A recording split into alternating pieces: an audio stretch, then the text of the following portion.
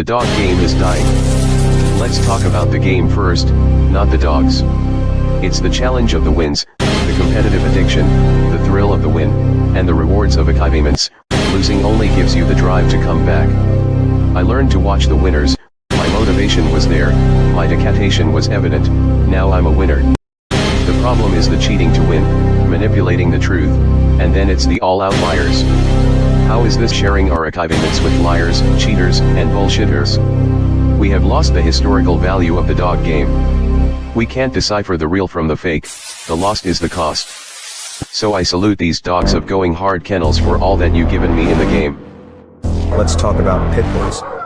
The history, the breeding, the maintaining and feeding, and the controversies surrounding the great hunts. Come interact with the legends, and ask questions, and listen to their stories as we talk about kennels and dogs of the past and present.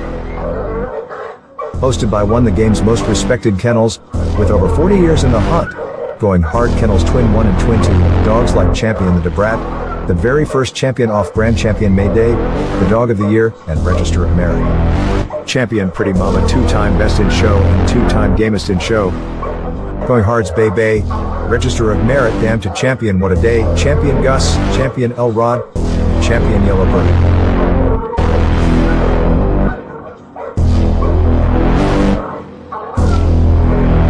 So pull up a seat, and let's talk dogs.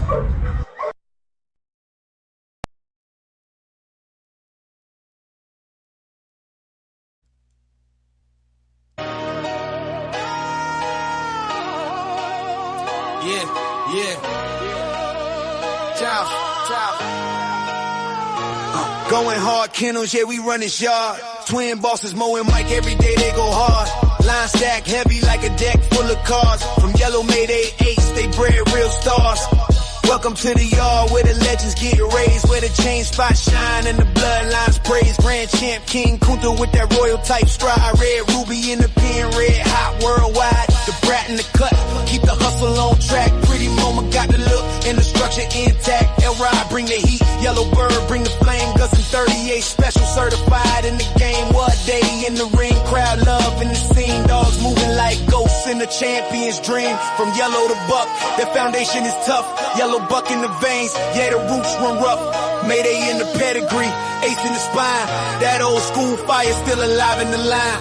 Twin brothers in command, pushing forward with pride. Going hard on the banner, let the whole world ride. Hard work in the yard, every sunrise earned. Legacy in the dirt, with every chain spot turn. No shortcuts taken, no champions bought. Just blood, sweat, time, and the lessons they taught. Going hard kennels, yeah, we run this yard. Twin bosses mowing Mike every day, they go hard. Line stack heavy like a deck full of cards. Yellow Mayday ace turning pups into stars. Sheriff Pal bought us in the game, stamp legit. Find them in tornadoes, pedigree, Hall of Fame, double grand champion. James Pogay, the formula showed how to build and sustain. Blueprints in the blood, yeah, the knowledge remain. T.O. our partner, Ohio Cash showed how to win. Turn losses into lessons, now it's trophies we spin. Mama, Triple M, deep south in the mix. Arsenal, Kennel, Stone City, solid foundations, no tricks. Hardcore, BLB up in the spec, it's 6. Yes, yes.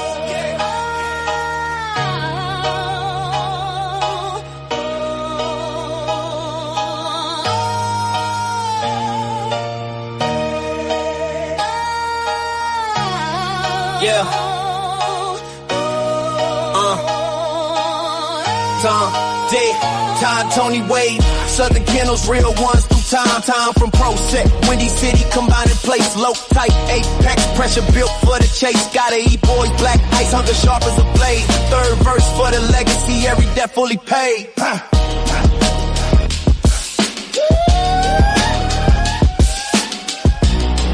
Yeah. I said third verse for the legacy, every debt fully paid.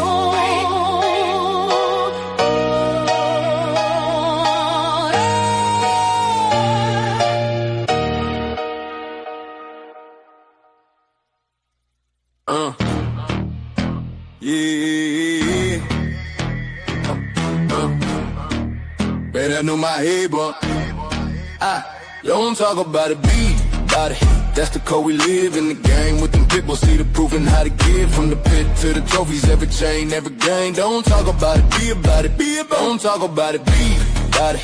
That's the code we live in the game with them people. See the proof and how to give from the pit to the trophies. Every chain, every game. Don't talk about it, be about it. Be about it. Most wanted kennels in the spotlight. Danger alert come with the name. Super kennels competition, all built for the fame. Work kennels was the work and work. While Cherokee kept the game strong. Evolution built a bloodline where the heart come from. These dogs ain't hype, they the truth in the pit. Every pedigree stamp when them paws hit the street. Ain't no fairy tales, this that real y'all grit. Don't talk about it, be about it. That's the pit bull script. Shout the brothers with the backbone thick. Veer brothers, color brothers, Bishop brothers legit. They don't talk about it, they be about it every day. Put the work in and y'all let the results say.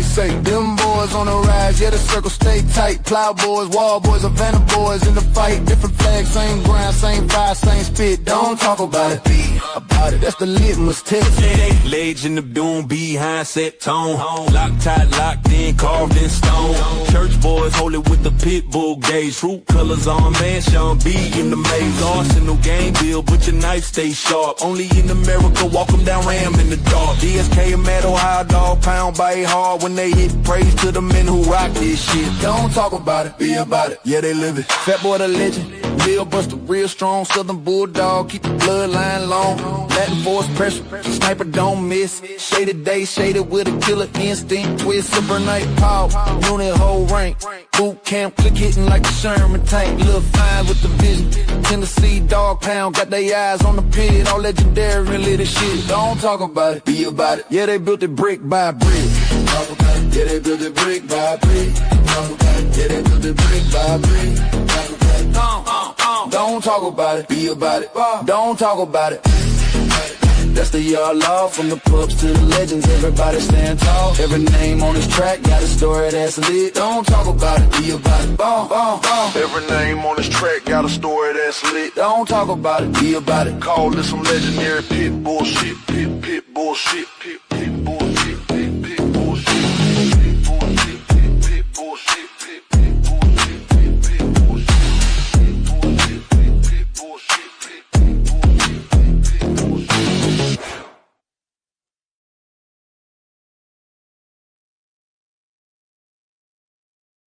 What up?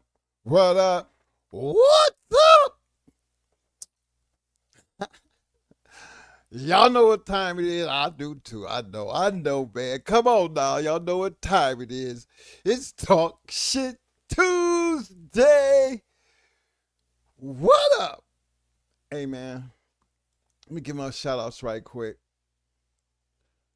Big shout out to my man Garland Get in the house. What up, Garland?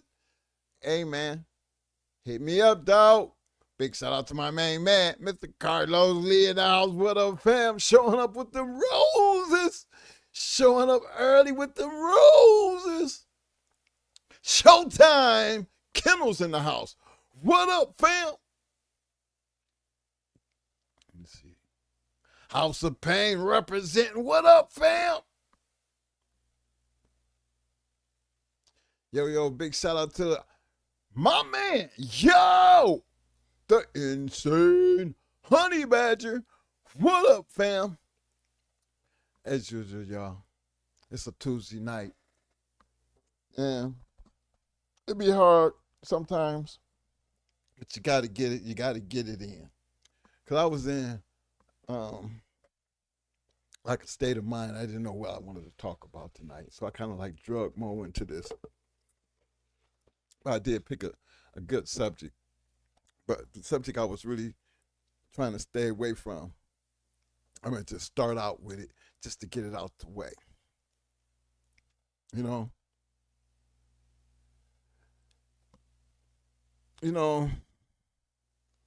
The internet. The internet, fellas, social media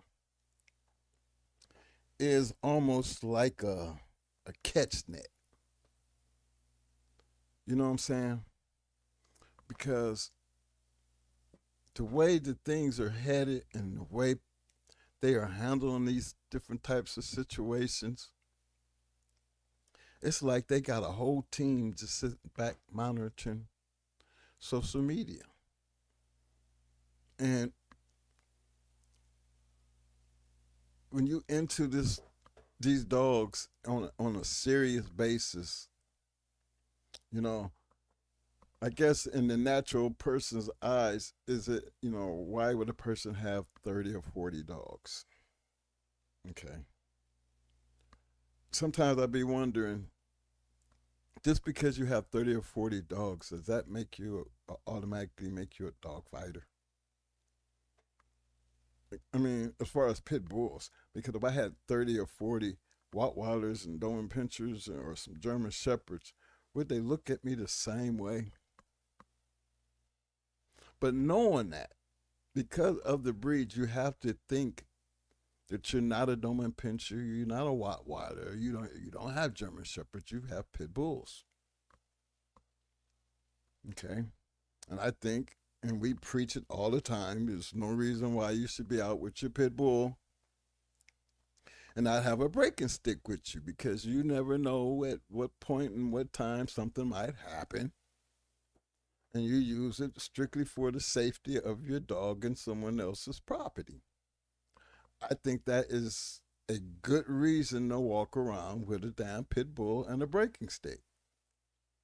Now, because you have that pit bull and a breaking stick, somebody's looking at you. I mean, does that mean that they can literally arrest you for having that breaking stick because of the association of you and that pit bull? I believe it's trying to get like that, because how in the hell can you charge somebody with possession of dog fighting paraphernalia when I feel like it should be mandatory that we carry a breaking stick?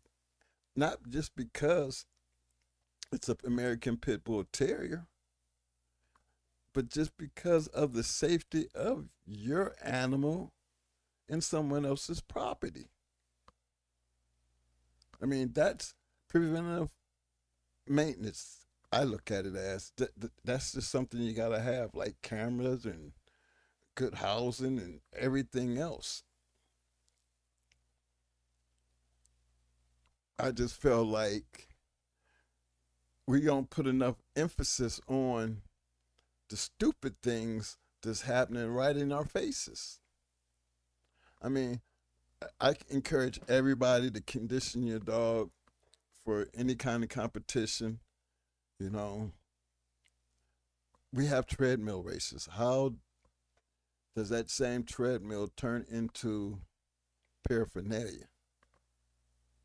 I haven't found the law that states that you can't have a treadmill, or where the law specifies how you use that treadmill.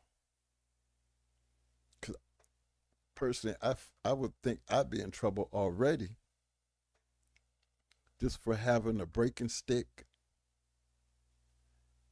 and a treadmill. But it gets worse. This gets worse. Because now, say I ain't got but 5 bulldogs. And I'm giving them, each of them, they worm. They got to have their medicine, just certain times of the year, you're going to have certain things. Then you're going to have, like Cock City and things like that. You want to have that medicine on deck. So that means I'm adding to my list the shit that's going to make me a pit bull, fighter. Because I got a breaking stick, treadmills. And guess what? We found some medicine. Damn it. Well, hell, I'm really going to be on some world of shit when they see the microscope. I mean, the microscope too going to be like, I'm checking for worms and diseases and shit. And it's so easily done that they can throw that kind of shit on you, and you're automatically a dog fighter, a suspected dog fighter, and you have to fight for your innocence. That is a bothering point for me. And I just look back at social media and just look at them like, do y'all understand what's going on? Because I don't see this conversation enough. It's happening right there, and then they just playing right into it. Playing right into it. And think amongst all of them, you got online paper breeders. You got fake kennels representing, to where it's like the fake kennels versus the real world. You know what I'm saying? The capability, the work ethics, the proven history part. We talk about the past. The past is what it is. But we know we can't get away from the past because we're always going to be talking about the American Pit Bull Terrier. Everybody with an American Pit Bull Terrier cannot be considered a dog fighter. Is my beef with the law? Of course. But it's even more with the people who bring that type of attention to what it makes it easy for the law. Some of the conversation and the arguments I see online is kind of like, who can stick their chest out the farthest, who can sell the most dogs, who got the best bred type of dogs, and then to the point to where you are really discussing what make your yard better than the next man's yard. See, there was a time to where we didn't have social media and we could have them same kind of conversations, minus the social media. And prior to social media, it had actually been going on like that for quite some time. Many magazines out there, many stories. This is how these dogs have made it through centuries because of the stories. Now, true enough, some of these stories might have been made up. Everybody has their way of looking at a lot of things when it comes down to that. But the thing is, it's always been a survival process. But to be taking advantage of the history to profit yourself and don't care who you stepping on to get that profit is beyond me, because why don't we have them conversations of at what point does a breaking stick become paraphernalia? At what point does that treadmill with those breaking sticks make me a dog fighter? And Lord knows, if we find my microscope and the medicine, I'm really supposed to be all time one of the leading dog fighters, Rico charge, all types of shit. He had the medicine, he had them on chains, and he breaking sticks in the treadmill. Suspected dog fighter. See, they take the dogs and you're a suspected dog fighter. That should worry a lot of people. Because if you're out there without that breaking stick, and we know we have to accept these dogs for who and what they are, we should always know what you got. It's hard to take something out of them. Go to some of these confirmation shows, some of these weight pulling shows, just shows, dog shows, period. And you're going to see the American Pit Bull Terrier acting like an American Pit Bull Terrier. You don't see nobody running around letting the boys, none of them off the leash. You know why we don't let them off the leash? Because even though mine might not do something, they ain't guaranteed that the next man's won't. And if I got it in this sense, I'm pretty sure that I'm never going to be walking mine off the leash, because I'm pretty sure that this is the confirmation show, and attitude is one of the most important, point getters that you can have. He looks like a pit bull. He acts like a pit bull. Okay. But where does that become criminal? And we don't have that conversation enough. And I didn't want to really get into it because with everybody talking about the things that's happening and like in the now and how they just filling up dog pounds and shit and making people fight for something that we're supposed to legally be able to own and maintain.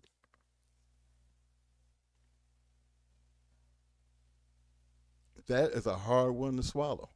I mean, even for us going through it, and I know that's over, a lot of years ago, but just being able, back in a situation when we went through that madness and how the court just, it's like you can't win. I mean, yeah, true enough, Mo, he beat 30 years. But shit, you gave him 3 for 2 bottles of steroids and a bag of weed and something called baiting, which, yeah, it's all right for the dogs to act like that at a confirmation show, but it ain't all right for them to act like that at home. Okay?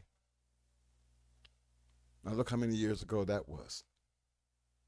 Now it's gotten worse. They didn't hit us with the medicine because a damn vet took care of that part. I mean, come on, man, it's got this many dogs. Anybody that has that many dogs should be able to show that they can maintain and keep those dogs without having to feel like they can't have a microscope or some medicine. True, they took a lot of medicine off the shelf, but you can't say that they was targeting us. Because a lot of that medicine, hell, we was using it for all makes and breeds. Because can't everybody go to the goddamn vet? They charge so damn much for things that, and when you're an enthusiast, you try to learn everything about your animals to maintain them and to give them the best care that will always be needed. And the first time when people be running up saying, take them to the vet, take them to the vet. Well, guess what?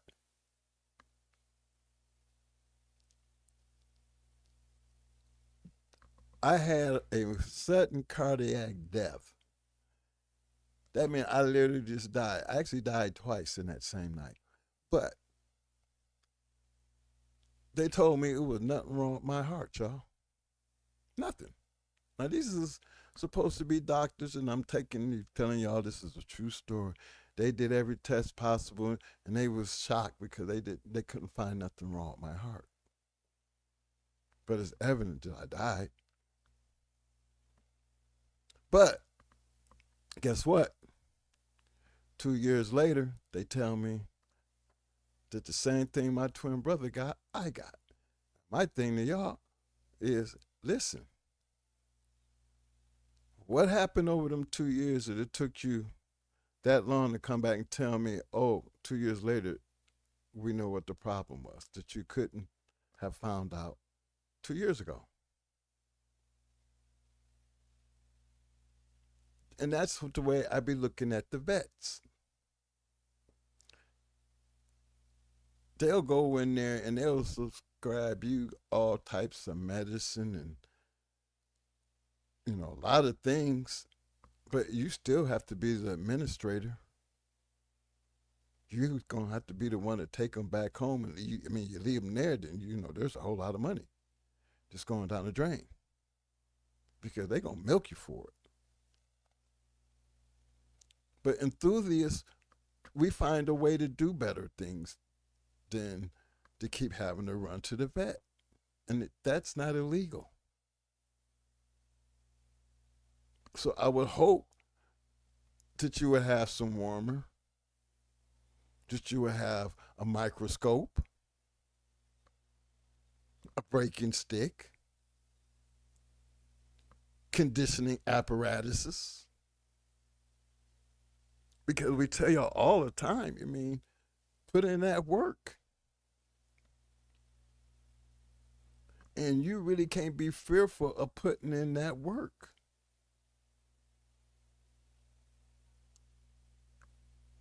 And as long as we talk about, when you hit social media and you see all the negative, and y'all know that negative definitely outweighs the positive. But see here, we're going to jump on this bus, and we're going to stick to the things that have always made the American Pit Bull Terrier the American Pit Bull Terrier. Understanding, truly understanding, on top of all the bullshit, because we definitely have a whole bunch of bullshit. It's easy to sit out there and throw two dogs together and do that paper breeding. You know what I mean? But them work ethics, all of that, we have damn near drilled it into your head, all of that. With the work ethics is giving you a chance based off the breeding program that you have created for yourself. If you create a bloodline and you're putting in the work will speak for itself. You don't have to brag about it. You don't have to tell everybody how it's bred and how game it is. Hey, y'all see it like I do. And then you go to talk about the parents and the grandparents, and then all of a sudden, it's like they having these conversations like this shit is legal. And that is what's disturbing for me. Because bad enough we got to pay attention to the papers alone, because again, not everybody believes that the dog make the papers. There's still people who believe that the papers make the dog. And I'm not taking anything away from them. I'm just wondering, who are the customers? And I have issues with those type of things, because we try to explain the history and what we seen and an experience based on the people, the knowledge, the experience. It's something you have done, something that you're around, something that you had in common, with a lot of other people that was around you. This is how you got better at what you were doing. That still, for me, should still work in the now, simply because what's wrong with putting in some work? I don't tell people what to do and how to do it. I just think as a community, you should be able to do and own a pit bull without having to worry about the consequences of having a pit bull. And we don't make enough good out of these conversations because there's too many people still talking about game dogs. Game dogs are supposed to be a thing of the past. Just because it's a thing of the past, time don't make the game dog disappear. Because it's a game dog from start to finish. It's just how you use and create your purpose to make that dog still be a game American Pit Bull Terrier. Because you got to be a game American Pit Bull Terrier, man, to pull them weights. Get up that wall. Run that treadmill like your life depended on it. These are all the things that are positive. And we can't see through none of that to see it because of so much negative. You come here to learn and enjoy the history of the game. You know, the work ethics, the maintaining and caring, the raising, the breeding of an American Pit Bull Terrier. We have discussed every shape, form, and fashion of how to do that to be competitive. Our purpose was a whole lot different, but they don't take away from the other purposes that these dogs are capable of. And I think if you're going to have a conversation, you know what I'm saying, about the dog and the breeding and certain kennels and what makes this worth that, I think a man should be able to sell a dog for whatever they want to sell a dog for. Why should that be a conversation to where we got to go back and forth? Meet me at the treadmill. Meet me on the wall. Meet me at the weight pool. You know? Show me something. You know? But we have to be able to see what's going on around us. And some of these conversations is kind of like, you know, broadcasting things that shouldn't be talked about. I mean, we talk about the past. I don't understand how y'all is talking about anything but a treadmill race, a wall climbing race, when you're actually talking about competing with your American Pit Bull Terrier and the purpose. I mean, you're openly talking about the purpose for competition. And it's okay to discuss your competition. If it's up a wall, on a treadmill, that you can be competitive. It's a competitive sport. Trust and believe. Confirmation is a very competitive sport. But you better be careful when you talk about being a game one.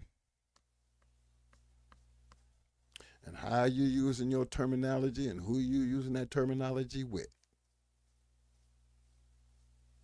Because if a breaking stick and a treadmill and the medicine can be used as paraphernalia and tie you into something where you lose your whole yard and your freedom, we have a major problem. And if the community don't stop and realize that, and social media may be a driving point. Maybe we're not helping the situation because we back here living in the past. I mean, we back here showing you how they was breeding these game dogs. But okay, but why we got so many show dogs that's bred from these game dogs? I mean, we're talking about American Pit Bull Terriers. They have always been a breed of game dogs. They're supposed to, that's what they are. That's what their purpose. We can change the purpose all day long. But what's in him is what's in him. That's what makes him unique. That's what makes him the American game Pit Bull Terrier. We have to be able to distinguish the difference between the two. Yeah, to me, it's okay to speak about the history because these bloodlines will always continue if you use them correctly. But if you're just doing it to get on that puppy peddling bandwagon, then you already see what it looks like. You don't ever want to be finding yourself as a source of a game American Pit Bull Terrier because they're coming to get you. And you might not have to be doing nothing.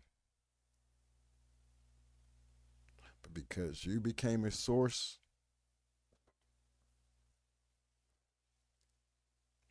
you're going to be a target. And I know when they feel like you're a source, they know they're going to find the breaking sticks. They know they're going to find a treadmill. And the part that is really tripping me out, some of the times, most of the times, you generally hear them, bust somebody and they find drugs. Or you're a felon with a disability. They're supposed to be around guns. Remember, they don't always have something. They're going to find something. But when you got that kind of shit tied to it, it just kind of makes the cases just a little bit easier. Because at that point in time, the dog case, that's just a throw-in. They'll treat that like it ain't shit because they know they got something heavy on you and they can make you, really offer you that, but you're going to give it something. You're going to have to give it somebody. You're going to have to talk about something. Don't care who, what, how, just we need you talking. That type of shit.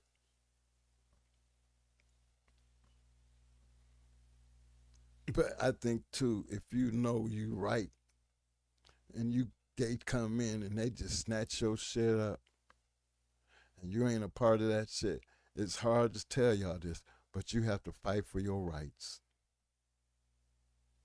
And I know that sounds crazy because I know what it felt like to fight for your rights and still lose your rights and lose all your dogs. And then to lose the dogs illegally too. But then they take the dogs and they try to make you pay for the amount of time that how do you fix that? Oh, we can't come up with no dog fighting, nothing. So, but we got to do something. And then they go, if it's anything like what they put Mo through, he facing 30-something years and they offer him 20. And he was supposed to just take that. Like, yeah. And I know he went through, I think, 5 or 6 lawyers. Took him 3 years to get through a case. Found his fiance guilty of dog fighting based on everything that they said that he done that he was found not guilty of. Tell me how that makes sense. But it actually happened just like that. So I want y'all to understand that this is getting to be one of these situations to where, if the community don't start speaking up, the next time it might be one of y'all.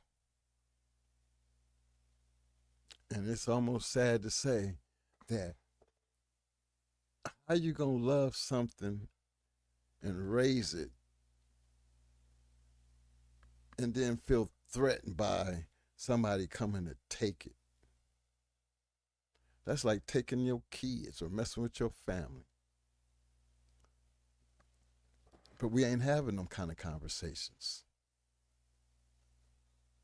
Got that big old social media platform, got it jumping off the wire, people going back and forth about everything but the thing is, that you need to be talking about. And that bothers me because ain't nobody saying nothing. Rather kick mud on a person just because of what they say.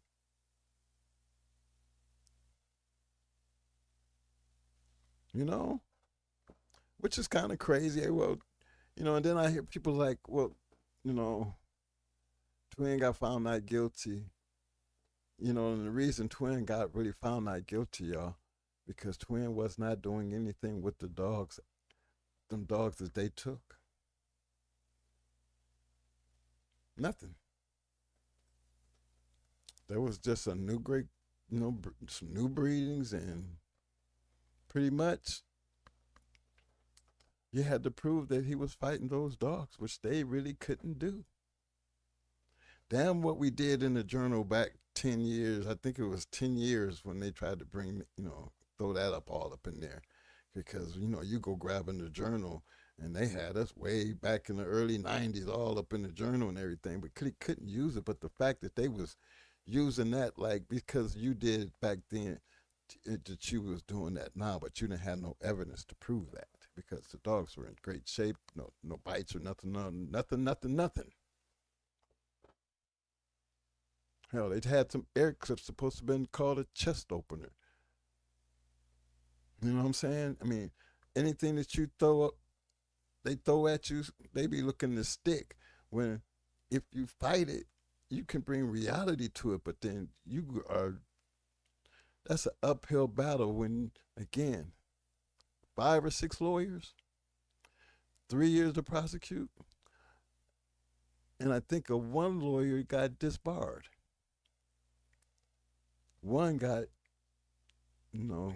whatever that punishment was, and they lost the evidence. But these things just kept happening, but it was okay. This is what happens when y'all get caught up dealing with the law. And y'all don't feel something for that, and y'all supposed to love these motherfucking dogs.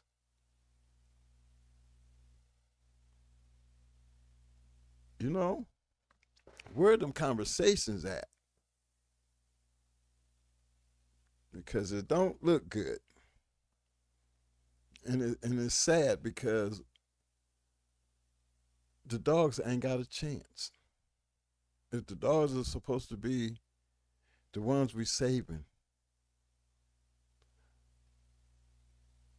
how are you saving them, based on you're just taking them and determining you're a good or a bad dog? I've seen it happen. I remember I was around when they would shoot the damn dogs. They was getting them and shooting them. But, if they did it with the dogs back then this ISIS thing, with ICE, this is nothing, because now what they were doing with the dogs, they doing to human beings. They just running up, just snatching shit and just don't give a damn. I mean, look, we are talking about the United States judicial system, the government of all municipalities.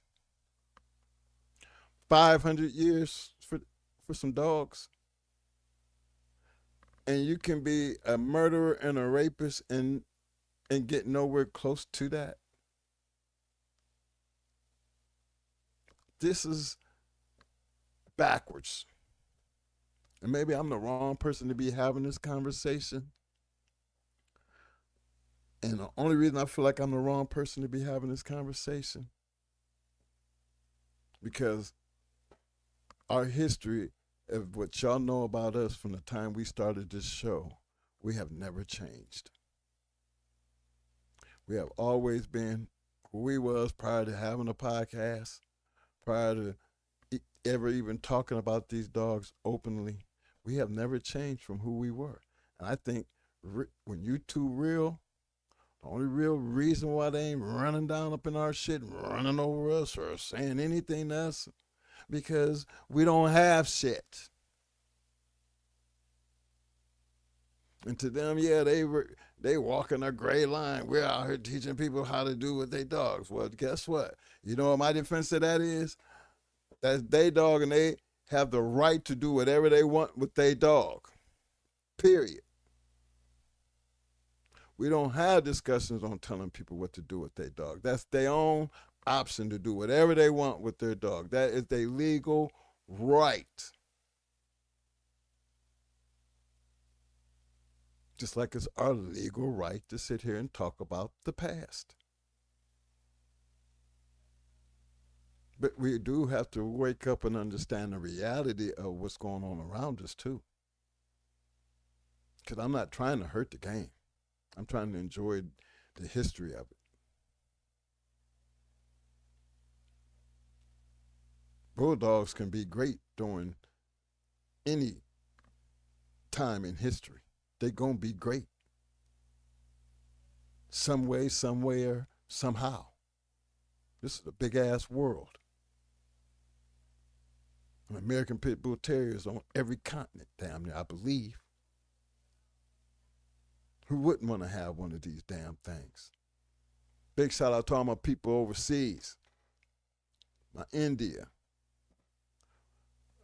Balkans, South Africa, the UK,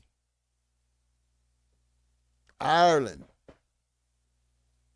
You know, we got viewers from all over the world, and I just, you know, I'm grateful for it because, you know, the American Pit Bull Terrier is, you know, it is what it is. You know, we're not the only ones who love these dogs. But I just feel like, fellas, we can't keep quiet. You can't stop carrying your breaking stick. If you already know what you got, at least you know what you have. I mean, you're a responsible dog owner if you know that you got, you know, this is a prey dog. If you don't get that little dog's finna get chewed up. And I'm going to do all I can because I got this breaking stick. I'm going to try to break him off, but I think you need to get your little dog.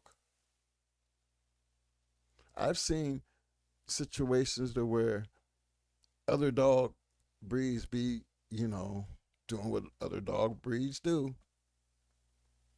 And a person feels like because, you know, they in the dog park too. But if you're in the dog park, you know your dog. Come on now. Responsible dog, man, we know our dogs. Come on now. Hell, we ain't got them running loose on our own damn yard. Why the hell would we be having them on a leash and be around a whole lot of dogs? Like, now we got to be responsible for our dog and don't have no responsibility on the other person's dog. So the other person, irresponsible ass, gonna have my dog in a world of shit because they don't want to handle their dog. Because you know if it happens, what dog is fitting to get the bad end of the stick? All the way down to you can't even, if it was the other dog, but you can't bring your dog back to the dog park.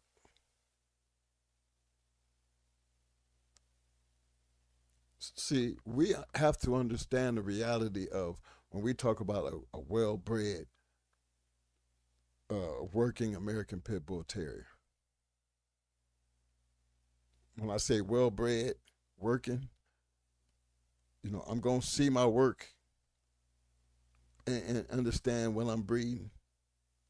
And if I'm breeding and look and putting in that type of work, I know what kind of dog I got. And I could take that energy and make a wall climber, make a guard dog,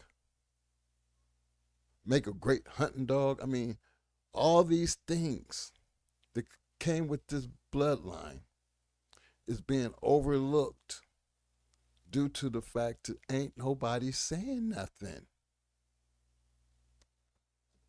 Well, I just felt like I'm gonna say something. Because y'all, this shit is ridiculous. You know, I don't care what nobody say about Malcamp. You know, but I'm gonna say I ain't never known Malcamp to be a dog fighter. Never. You know. And then, you know, when you're dealing with the feds, you know, when they make a case, what it is 99.9% of the time, you know, they gonna make it what it is. Well, hell, you don't even need to be the feds to do that. I seen that right here dealing with my brother's case. You ain't got to be the feds to get away with that type of shit. They all of them doing it. I mean, I think that wasn't a fed case. That boy got 500 years. That was a state case. Another one 400 years. What the hell? Ain't nobody, you know, doing no fundraising to help that guy with whatsoever. Probably a lot of y'all probably know their name. I don't get into it because it's a sad moment for me. I just sit back and wonder, why haven't I heard anything about that boy's appeal? I mean, he out there sitting somewhere with that kind of time hanging over his head for some damn dogs that he probably wasn't doing nothing with. And he can't get nobody to believe that I never read anything or heard anything in that case that put him at a dog fight.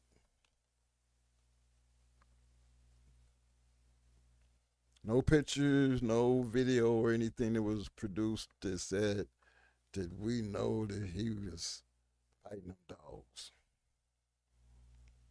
Let me tell y'all something else. Y'all starting to hear this little statement here a lot. The vet said that the dog's scars was, contributed to dog fighting. Now, we've all had puppies. We was breaking our puppies up about 8-9 weeks. It might not even took that damn long. It's basically the older they got, you started having to separate them due to them clashes. Food pan going down now, then you're going to see the bully. You got to get the bully out of there to let everybody else eat. Those kind of things you recognize. There's a reason why you're moving that one up out of there so he can go and eat and let everybody else. And, and you'll go through a whole litter because everybody, when he's gone, somebody else going to step up. That's part of puppyism. That's part of raising these dogs. There is a time when they cannot be together. It's nothing that you had to train them to do. That's just bred. That's what's in them. Okay, so we have to work that. We understand that. As a enthusiast of the American Pit Bull Terrier, these are things you're supposed to know. These are the ways you're supposed to handle it. Now, because of lack of experience, you have these things called kennel accidents. If you don't have your cameras going,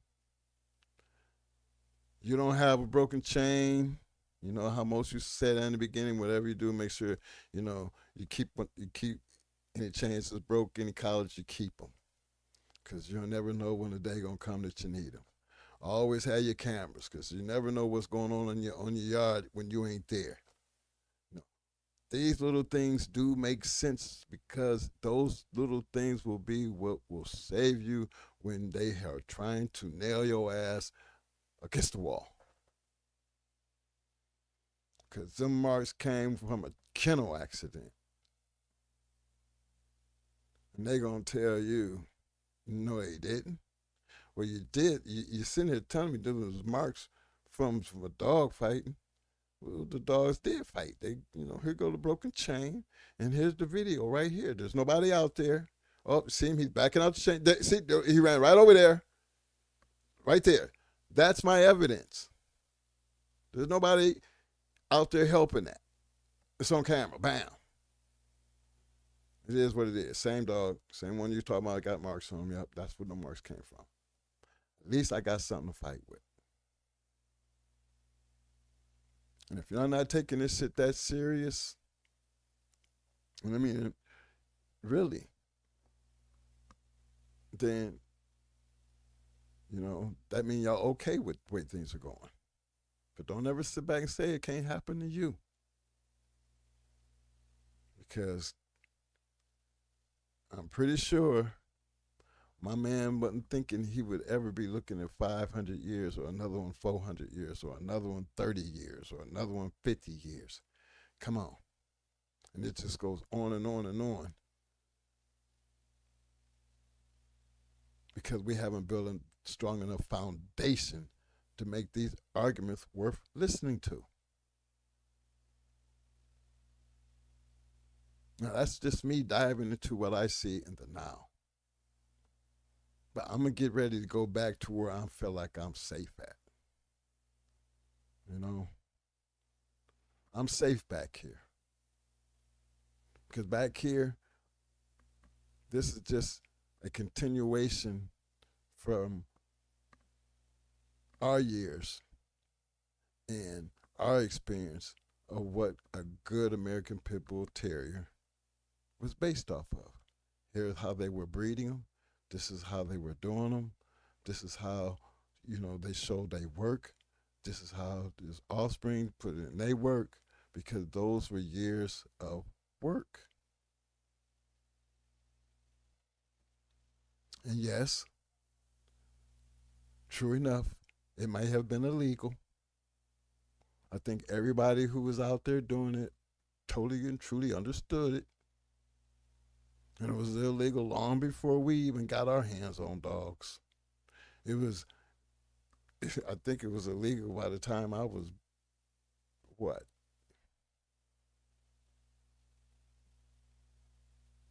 10, 13, 61, 70. Yeah, I would say 13. You know, the laws keep getting stricter and stricter. I couldn't really tell until when I look back on the now and all the dogs that were killed, literally taken, killed, done whatever they was doing, because they were so bad at it that now they are forced to have to take care of the dogs until the trial's over, because prior to that being told to take care of the dog before the trial's over, they was just killing them. And how are you saving a dog? I mean, what that didn't even make sense, right? What are you doing? I mean, you worse than them. I mean, they just come right in and kill them.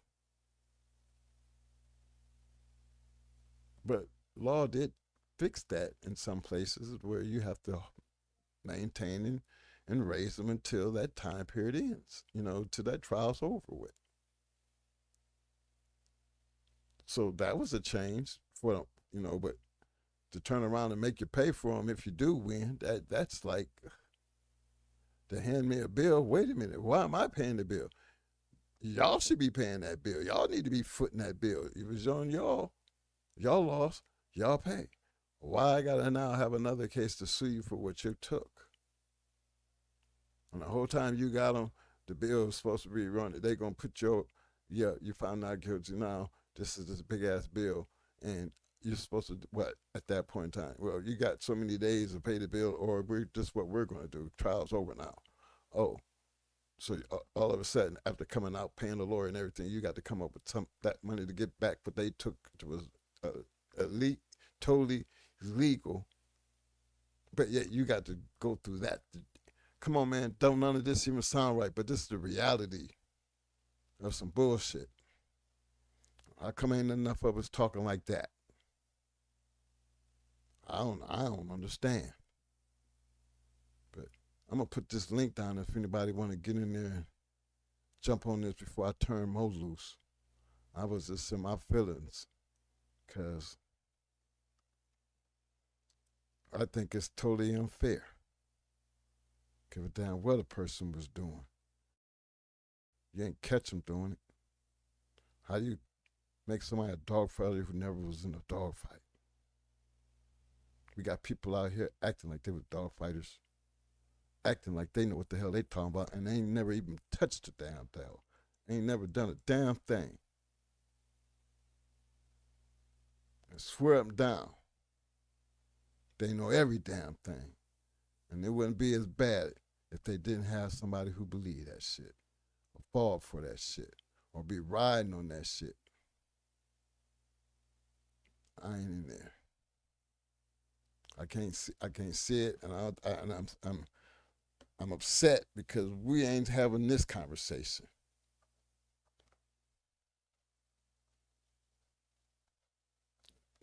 If we are having it, we ain't coming up with no damn solutions. I'm not a fan of just sitting back, not saying anything, because that makes me just as bad as y'all. And I refuse to be that bad. No. If we're going to keep it real, yeah, we still going to be talking our shit. We still going to be talking about our days and our bulldogs. But we also going to try to respect the fact that we're in a different time. Be aware of your surroundings. You got to take care of your dogs and protect yourself. That's all. and it don't hurt to help somebody who needs some help. I mean, even if that young man did have some kind of GoFundMe out there, or or anything that you just feel like is wrong, say something. Does that bring the heat on you because you say something? Come on, we dealing with the government. When did it not bring the heat to you?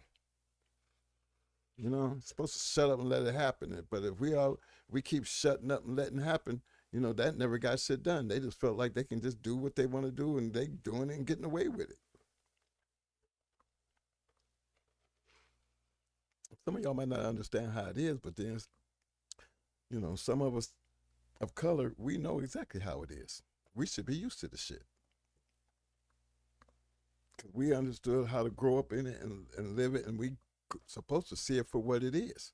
But kind of got me kind of thrown back that in this community, you know, it's easy to fall for the fake shit and then act stupid in the mud when it come down to some real shit.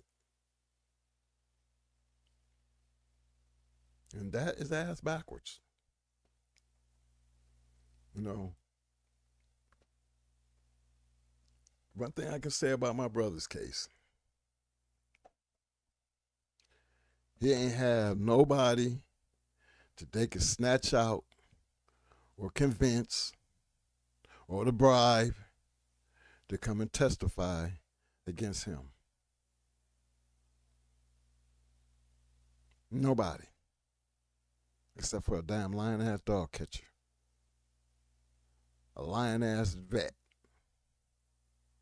That's the best they could come up with. But they was trying to convince people, a jury of 12, that he was fighting those dogs that they confiscated. Remember, they killed them dogs immediately once they got them. See, so, you know, even though it was illegal then, it still happened. It became down when it did come up. It was, you know, it was like, well, I didn't do that. Oh, he did that. But then, regardless, we already know it was legal. But then it didn't stop y'all from doing it. And then, how come? That's crime right there against the damn dog. But ain't none of them go to jail. Ain't none of them face no retribution for they damn bullshit. So we understand the reality of what's going on here, but I don't think y'all do. In the same token, we telling y'all how to breed a good product. But in the same breath, I'm trying to tell y'all, keep your mind on your work, keep loving the dogs, but stay aware of your surroundings and fight for your right to have your damn bulldogs. If they'll do it to somebody else, they'll do it to you. You are not excluded. And I just feel like, hey, let's start having that conversation. Let's bring awareness to the legality of how you can run and throw a person in jail. I mean, we all supposed to be able to move, you know, these so-called pit bull dog men and everything, all day, but come on and help me get people to understand why they have the right to do the things that they want to do with their dog. So, well, I got a flirt pole. So, well, I got a treadmill. So what? Get me to understand how that turned into goddamn paraphernalia. So I don't have to ever make that mistake, because I'm going to run my dog on a treadmill. I'm going to be walking my dog with a goddamn breaking stick. I'm going to give my dog his damn medicine. Yep, I'm going to have my microscope. I'm going to have that paraphernalia too, because how else am I going to find out if he got worms or not? I ain't allowed to do that either. Well, hell no, I'm going to do that. But just in case, I got to fight my way through this madness just because I have these things. Then you need to know the law and be prepared. Know the law, understand the law, and be prepared. You don't ever think it can't happen to you. Now, 30, 40 dogs, really, y'all, is really nothing to me. Uh-oh, I got my man. Where he go right here? IHB in the house. Let me get you up. What up, fam?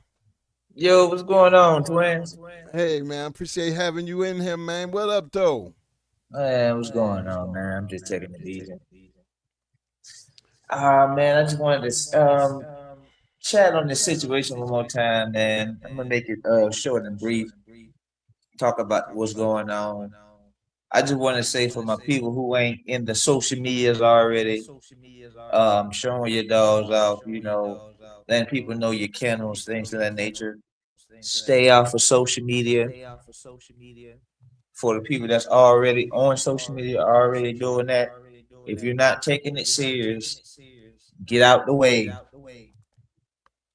If you are taking it serious, keep doing what you're doing.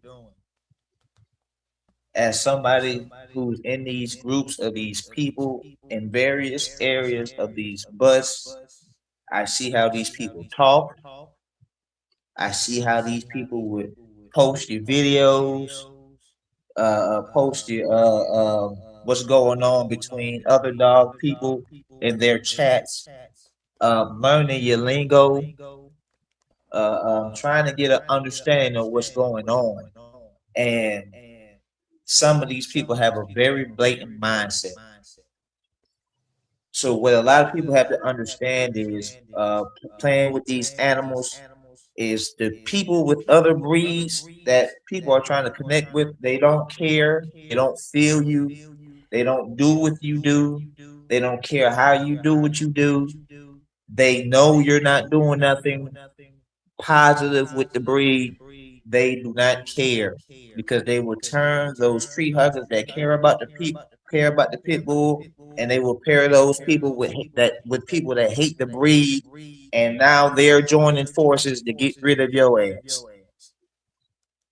And what you're not understanding is if these people don't have to have no type of jury, they don't have to have no type of evidence of nothing. All they have to do is look at your ass, your dog fighting. All they have to do is show them pictures in the rain, or show them them little collars because you refuse to upgrade. You want to stay in the past because you're a real dog man, and these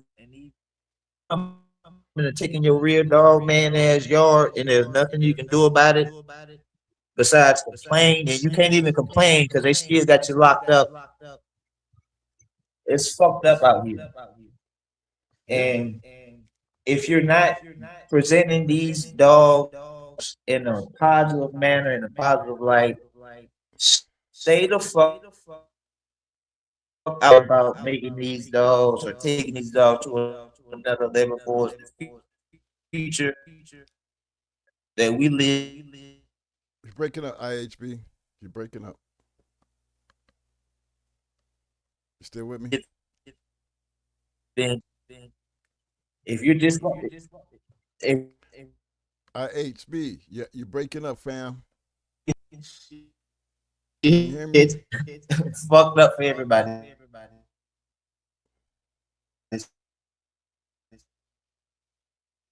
Leaders have joined forces against your ass, and they do not care about if you're right or wrong. The ASPCA already have your trophies, single dialect. All they have to do is pair two together, right or wrong. You're going against people who know nothing of what you have, and you IHB, you're breaking up, homie. Can you hear me? Well, hold on. I gotta put you on mute for a minute. I gotta run these names off. Yeah, but you're breaking up, IHB. I know you preaching, bruh. You are definitely preaching, but I want everybody to hear everything you saying because you ain't speaking nothing but the truth, and they need to hear it because you on the same plan I'm on. Why? When y'all know they don't care. Big shout out to my main man, Talk of the City, Kennels in the house. What up, fam? Hey, yo, Yeah, I'm man. okay. You back. Yeah, your mic is breaking up. But yeah, Okay, my we back bad, in, my fam. bad. Yeah, man. It's just like I said, man. It's just I care about because I intend to keeping these dog shows and things in order going for myself, and I care about the people that I'm gonna have to interact with, because I don't want to see nobody that I interact with or had dealings with, with these shows and doing something positive or taking these dogs to another level, get fucked up behind some shit that has nothing to do with dog fighting, has nothing to do with drugs being involved. They're just getting caught at the wrong place at the wrong time, predicated on them being targeted by outside sources that know nothing of these dogs. And the fact that these people don't know or think that this shit can happen to them is astonishing. It doesn't matter who you are. All it takes is for those people to know where you live at, where you stay, lay your head at, and go complain to those people at your local law enforcement office or your local parent about what you're doing. And what they're going to do is build a research. It has nothing to do with no one snitching. It has nothing to do with no other dog man hating on you. It has nothing to do with how you're taking care of your dogs. It has everything to do with someone having an outside opinion about what you're doing. They are going to go check on your yard. And if your collars are not up to date, if you haven't break this shit up, if you just happen to be, you ain't been yourself in a while, you may have just gave them a reason to take your shit. And if you have multiple dogs, you have the dog fighting equipment. Oh Lord, please don't let you be in a position where you just have some type of accidents or something going on, and you having to deal with that shit. You already know how it is with this race shit about how they are against us with these animals. And as you can see, they're not busting no one, white.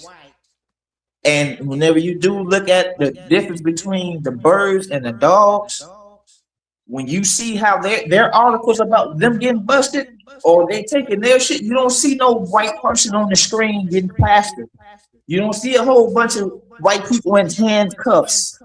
All you see is a damn chicken living the best life, and them having an article, them telling your ass what done happened. You ain't got to listen to me, but trust and believe. I see and I study what these people do just as much as they study our ass. And one thing I can say to you is they do not care. They will put that dog that bit them kids up, that bit them folks up, before they care about what the fuck or how good you taking care of them dogs. That shit does not matter to them. They want your dogs either taken from you or they want your dog dead.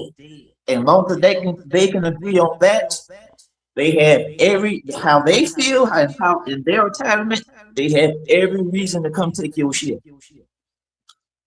That's all I wanted to say, twins. I just wanted to give a little bit of the game from the perspective of somebody who actually takes the time to have these people on my page or be on these people pages, going to these different dog groups, these different dog lovers, organizations, seeing how they move, seeing how they operate. And these people don't want you with these dogs. They don't want to see you with these dogs at all. They don't even want to see the damn dog, let alone see you. So if they have a bust or anything that comes up with you mishandling them dogs, trust and believe you going in them groups, and they're going to convince people that who love these breeds to why these dogs should be destroyed. That's all I got to say, twins. Hey, man, I appreciate you sharing that word of advice because you ain't saying nothing but the truth. And I hope y'all have the same passion that IHB have, because I have that same passion. And it is, and he moving straight on along. He moving forward. But then, hey, we got to play like we understand the playing field. And to sit back and just say, hey, well, it didn't happen to me. Well, What happens when it does happen to you? When you plastered all over the screen. See, I remember how, you know, it was done here. All on the TV, big ass. I mean, but did nobody say nothing when it came down to the final ending of it. They didn't want to say innocent. But this is how it's being played. And we can't help the situation by sitting back doing nothing. You know, y'all should be able to have and enjoy these dogs and not be considered a dog fighter. You should be able to have these things and not have it being considered as paraphernalia. But if you in a group or a chat and everybody having this conversation and about everything but the right thing, and you in there, you better be careful what you saying while you in there. Because from my understanding, they don't have no problems to come and doing the damn yard check. Because they'll find you. They'll go just like we want you. Whoever you want to find. Social media has proven that is, it's a winner. Because who is this person? Give them 24 to 48 hours. They going to come back, tell you where they work at, got everybody calling that person's job and everything. I understand social media. It ain't nothing to be playing with. That you can do that type of damage that fast. And if we can do it and use it, for those ways, and you can use it to make things right your way. Because there's nothing wrong with standing up for what's right. Because you do have the right to have these dogs. And that's where I'm at. Don't have nothing to do with what you're doing with your dog. Has a whole lot to do with your right to be able to do what you want to do with your dog. Without having the fear of being prosecuted. I think if we have more chat rooms having that conversation, we have a lot less of interference from the outside, because it's the reason why you're seeing people go down every time you turn around is drugs and dogs. But now we down to it ain't no drugs involved. Now it's just people with dogs. So understand, fellas, they ain't playing fair. So believe me, I don't have no problem telling everybody, get on the bus. Let's go back here and enjoy a time period where we might have had to go through the same thing, but guess what? It didn't stop us. It didn't stop us. And a whole lot of them know what it feels like to have their yards taken. But guess what? That was the part of the game. But we didn't need no social media help. That just heightened everything. Now you got innocent people getting caught up. I mean, the worst thing that could happen to us was they just come right out and catch it. They was catching us. We breaking out barns and everything else. Hit the wood with hell. Okay, I could see that happening in that way because you're trying to catch us in the act. Well, catching you in the act, to me, if you got caught, guess what? You just got caught. And that's just the way we took it. We all got caught. Yeah, and some of it was a little slap on the wrist and shit, okay. But then y'all know some of them, back in the day when they was getting them white guys, they was taking some head shots. They thought they would cut their head off the snake if they stopped them. But you see how that worked out. Didn't none of them get 400 or 500 years. But times unchanged. Now they making examples out of them, You gonna take the chance to have a bulldog, American Pit Bull Terrier? Oh, 34 of them? Oh yeah, he's a dog fighter. What you need 30, 40 dogs for? What happened because I wanted to? And keeping that thought in mind, remember we had a kennel license. Yeah, we had the works. We had a kennel license. We had our confirmation cards, our show cards. So it was hard. We made it hard for him to try to prove that shit because you didn't catch him. The dogs wasn't scarred up, and with the ones that Buck Roger Ramjet had on him, I mean, hell, he was an old dog. I mean, they couldn't do nothing but admit the fact that that dog was too old to do anything. So you can't say he was fighting. Everything else were puppies. So how in the hell you gonna say that we was fighting puppies? Yeah, we didn't deal with scarred up dogs. We didn't deal with messed up housing and all that other shit. We was dealing with some bullshit. Or something that we did way back in the day, and then they tried to run the table with that bullshit just because we had dogs. So yeah, I know how that shit feel. I know they don't care because they killed the dogs as soon as they got them. So how was you taking the dogs to save them from something when you killed them? See, that part of the law, because if it wasn't the law, they broke the law and it still didn't happen to them. So what would stop them from doing it? Nothing. Nothing does. So come on, let's just wise up and just, act like we understand what's going on and show at least some type of conversation to make that shit go viral, because there's a whole lot of question. At what point do we have to worry about having a damn treadmill or a breaking stick or some medicine or a microscope?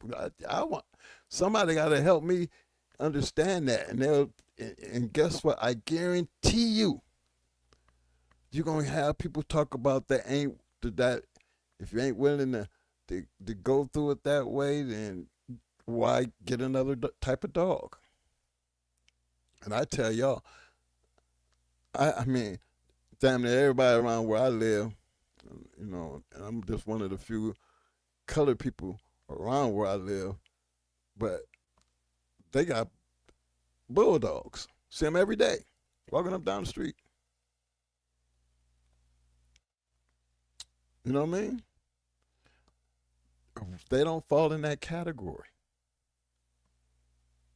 See, I can walk mine up and down the street just like they do. And I feel just as comfortable about doing it. And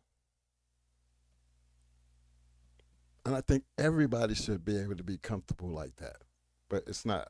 So when we talking about breeding and people selling these dogs out here and the things that you listening to, why they doing it, you're going to have major problems. If we don't start saying something, that's all I'm trying to say. We got to at least say something.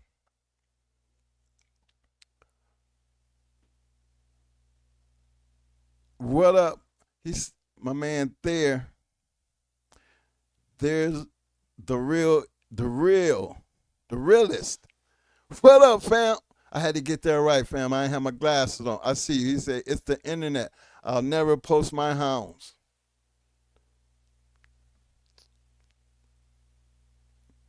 You know what, fam? That's a good way to start. Because the only way you're supposed to know is there has to be a need to know.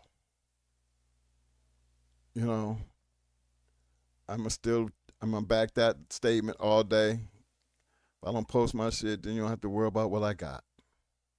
I ain't trying to sell you nothing. And that I do have, even if I was trying to sell it. I'm trying to make sure it get to a good home. That's what, get over here. I'm trying to get my man his hardware.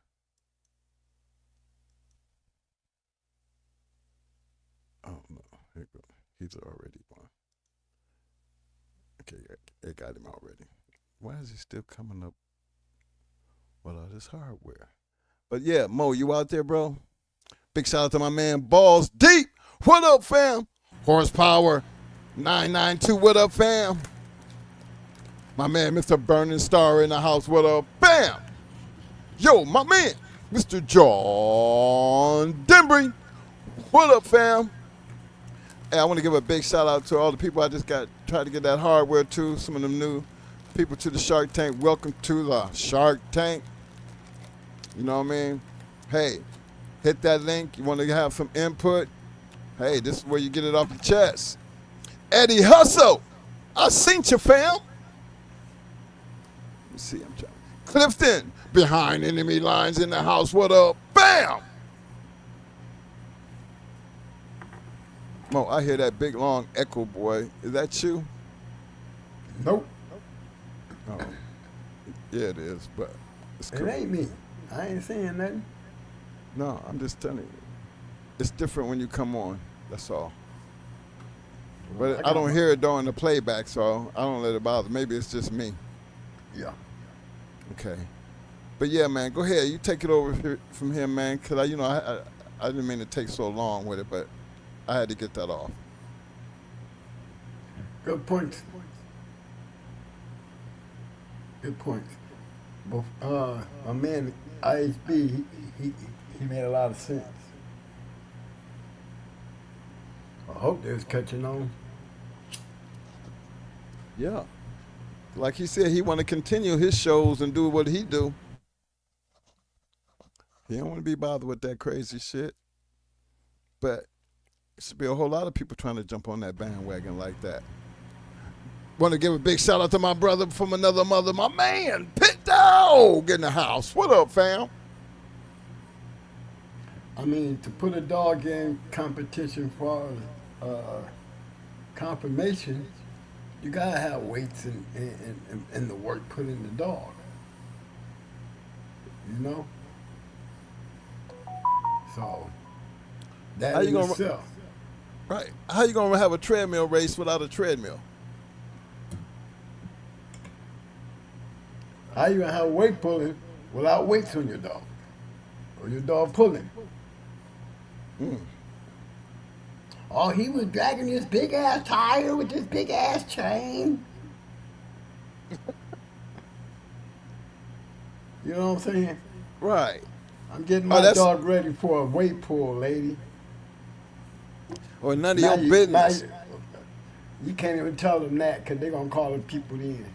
Anyway, Then Mo. Anyway. Yeah. What you do is you tell them, look, I got a dog show coming up. I'm inviting you. Since you got something to say, you want to come see it? Then shut up. Now go call the people so I can tell them to shut up. They ain't getting on my down, y'all, just because you called them. Hell no. They come and see me, I didn't call you. And I ain't gonna be cooperating with a damn. No, you ain't seeing my shit. You ain't going nowhere back there unless you got a warrant. Hey, Mo, now tell me, though. You can't walk, you can't, you're supposed to be scared by putting a dog on a tire and having him pull it. Is that supposed to be inhumane? I mean, I'm just trying to understand, where do you draw the line at? Right. If a flirt pole meaning you fighting dogs, I mean, where do you draw the line at? Out of sight, out of mind? I mean, that's the way I can't leave the yard. I got to be behind the fence because I can't do it openly, because openly means I'm being cruel to the dog. So I'm being cruel trying to get my dog ready for a dog show. So I can't openly do that. You know? The most important thing, you gotta have your cameras up and you gotta be able to say no. Don't be so proud of your work at home. Well, you so quick to show them your yard. Don't do that. Catch them on camera being nosy. Catch them on camera opening that gate walking back there. Catch them on that camera looking over the neighbor's fence. This is how you put their ass in a vice. Because you come knocking on my damn door, that's about far as you're going to get. Stop talking to them, flat out. Well, we got a call. We better find out who called and go talk to them. Because I have a right to remain silent, and that's what I'm going to do. Period. Anything other than that, you're going to have a problem. Or they'll be back. But they better, if they come back with a search warrant, just make damn sure that search warrant, when it gets thrown out, you get paid.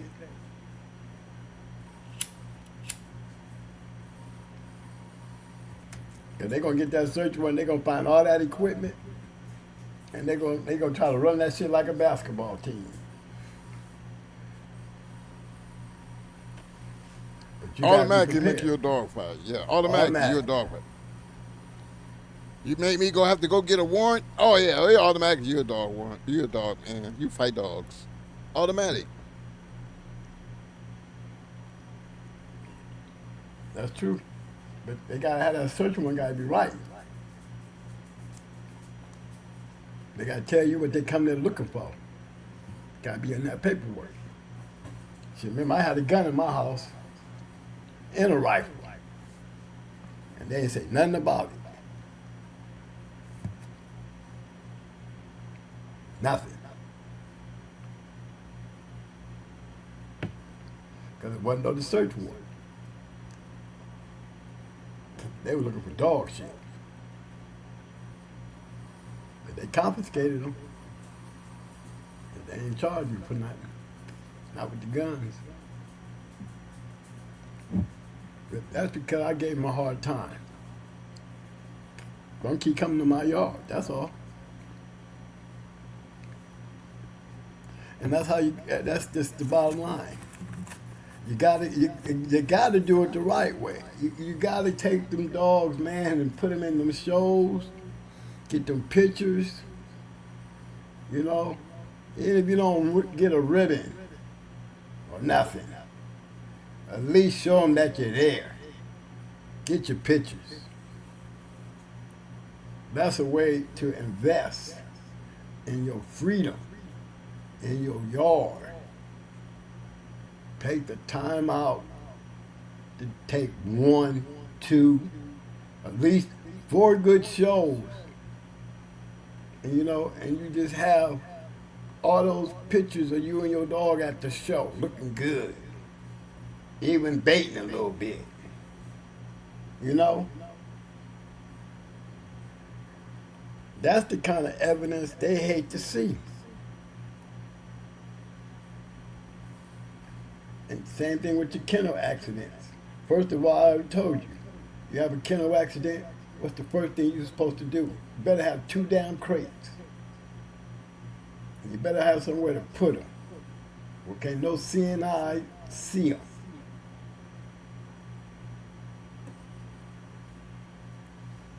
Put their asses away until they're able to be back under the public eye where, you know, you can't get in trouble.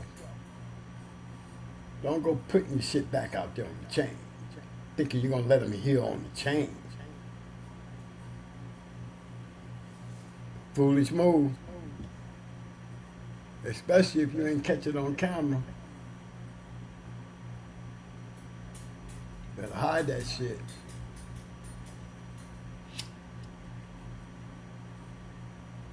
If we can't even take him to the vet no more.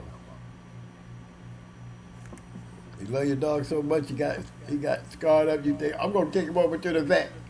I ain't fighting dogs. I had a chain accident.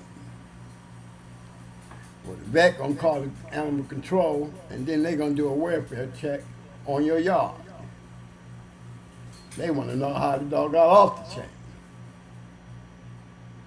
You better have some shit there. But it's like that, guys. We gotta keep everybody smart and free.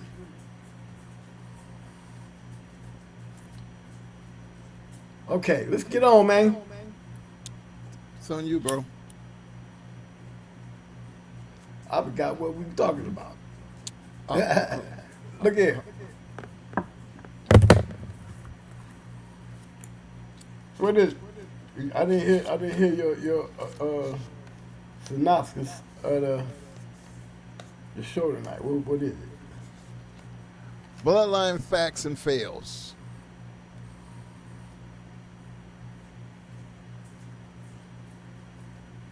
know what I'm saying? Yes, sir. Whether you are an experienced canine enthusiast, a student of the breed's history, or someone thinking about getting started, this is a live discussion brings real talk, valuable insight, and authentic pedigree knowledge. The facts. We're breaking down the bloodline history and the lineage, the truth. Not every pedigree tells the whole story, and tonight we're just examining those works. And I think I discussed the part about, debating the lineage, loyalty, mixing old school lines, and separating historical facts from kennel urban legends. Yeah, he was a three-time winner, one-time loser.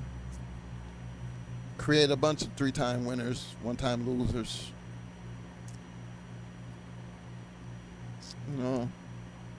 Or the ones that just make up the story. He's a three-time winner, bred off of so-and-so, when really he just got picked up, just got him from the pound. Anything to sell a dog. The old David Tant move. How do you know the difference, Mo? You know who you're messing with. And I'm gonna be following them. Like I said, get out there to walk a mall and got shot. Yeah. Why true line breeding takes, you made this comment, and I just wanted to reiterate it because you said the last show, you said, why true line breeding takes actual knowledge, not just big names on paper. That was a quote you made at the last show, and I was like, okay, I'm going to use that one this time. Because big names didn't matter when you're dealing with big names and the right dogs, right? Yes, sir. Okay. Because you definitely made a point about that one line of dogs that had them champions, and all of them had that one XL, and you were like, okay, that XL. Did he quit? Is that what you're saying? All these motherfuckers, they quit? Make you feel a certain type of way when you see that XL. Really, yeah. I mean, for real, if you get picked up and you scratch, you lost, but you scratch, gain. Okay. Then that's an LG. Lost, gain. But if you got just the L with the, just that one L, no G, just that L. How did you lose? To me, ain't but one way to lose without the G. Ain't but one way to lose without the G. I wouldn't care if you got picked up. I would be wanting a game scratch.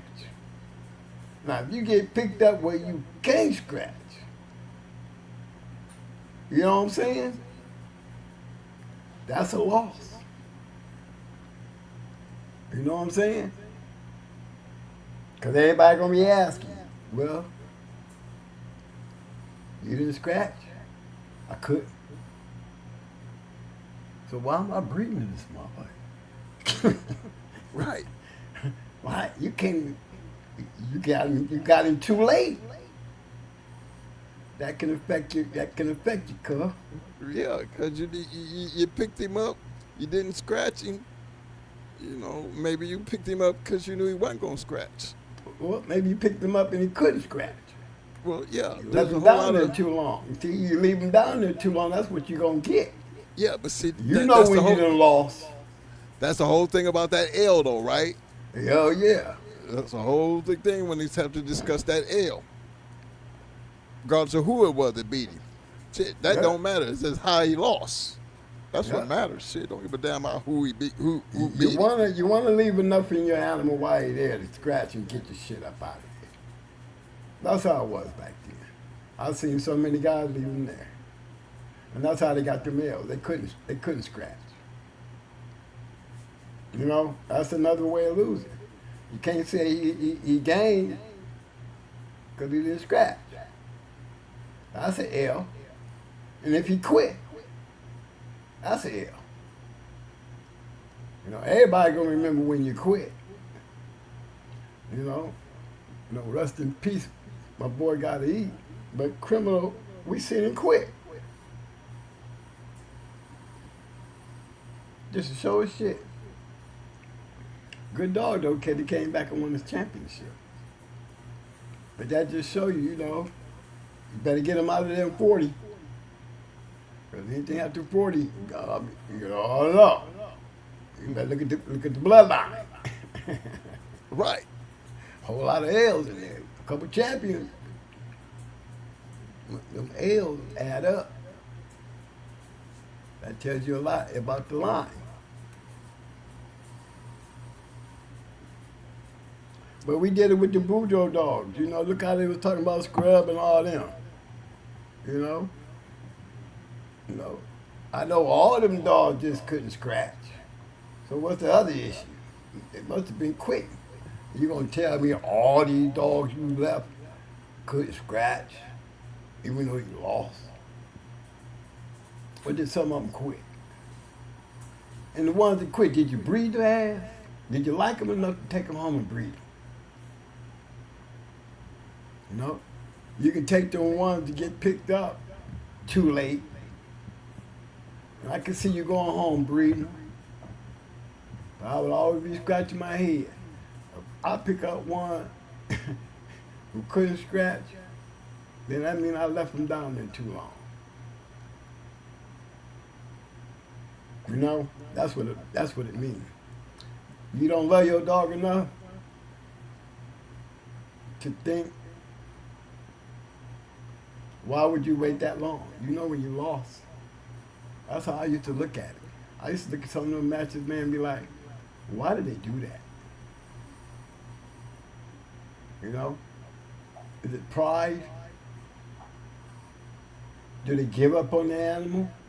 Because that's definitely the animal gives up on you when you know you didn't give up on him. They'll lay there on your ass. All right.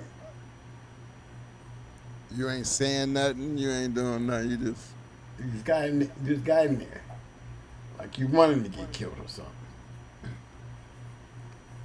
But yeah, I mean, I seen that, and you know, all that just tells you, you know, the things that happen in them shows.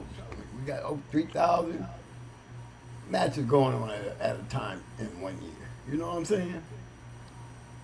It was a lot of matching. So you can, you know, just imagine, you know, we see our winners, we see our losers. You know, I do bring out some of the journals and we go over the reports. Fat Bill got a lot of them in his book. You actually read them, you know, they become very interesting. You don't have to be a dog fighter to enjoy what you read, because you learn so much. You know, you can learn just by reading the matches and letting your mind do the play-by-play. The assumptions, especially in Fat Bill's shit, because he gets a little detail. That just gives you an idea, you know what I mean, you know, of that world. You know, I do it, and I look at him, and I be coming to these conclusions like, you know, he can't. Okay. He up to go, he can't. Okay, that means he lost. You know, he didn't quit. He just couldn't. And I always say, you know, can't call him a game dog.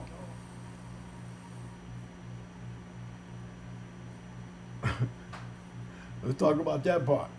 We can't call him game, and he didn't quit.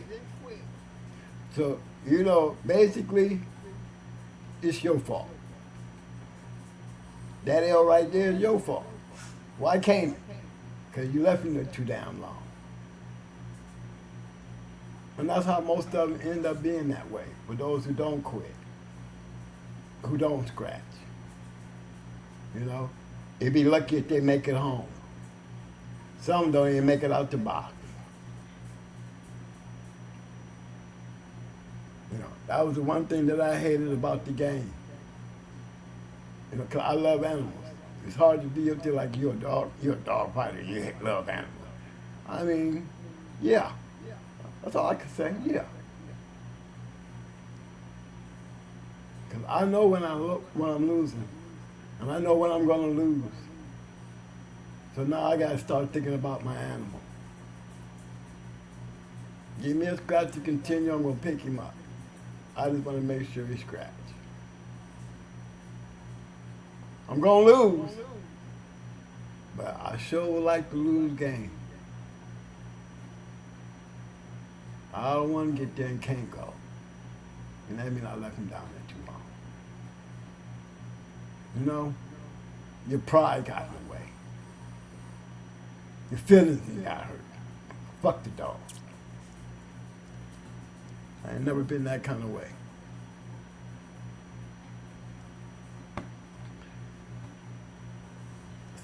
You see what I'm saying, Mike? Mm-hmm. You go back down to them, and y'all guys, when y'all be reading these shows, and you see these matches in there, just think about it. Because that's what losing is. Either a game loss, your fault, you know what I mean, or a pickup with no scratch, that's your fault. Then you quit. You see? Everything ain't always on the dog.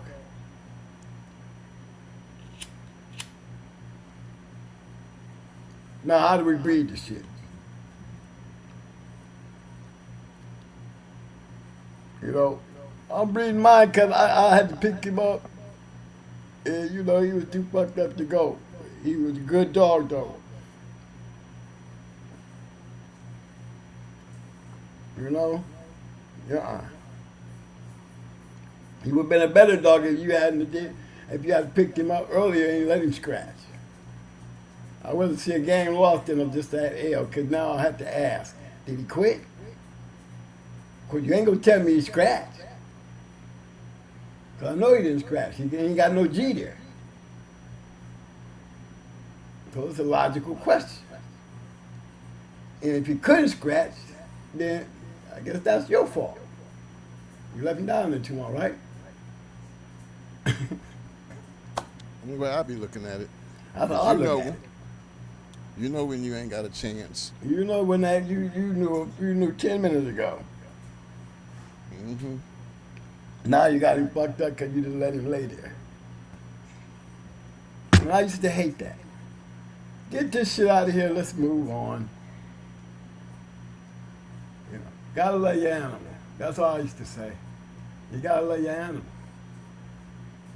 I just couldn't see mine. You know, when as soon as you know you done lost, hey, it's time to get him.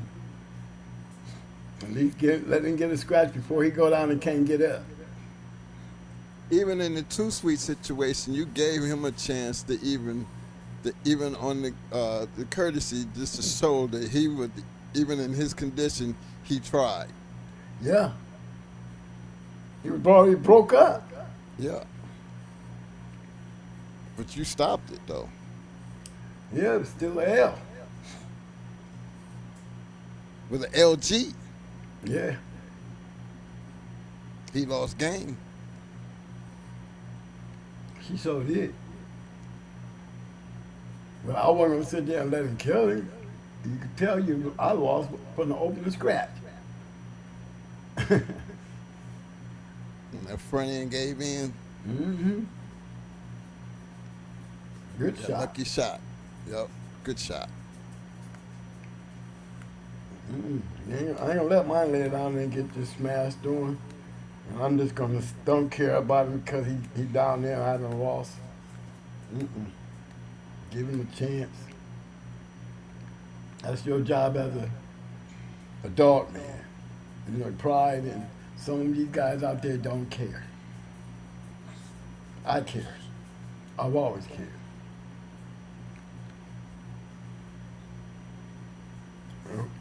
Ain't nobody outside of the dog community will understand that conversation. Only a dog community could understand that conversation.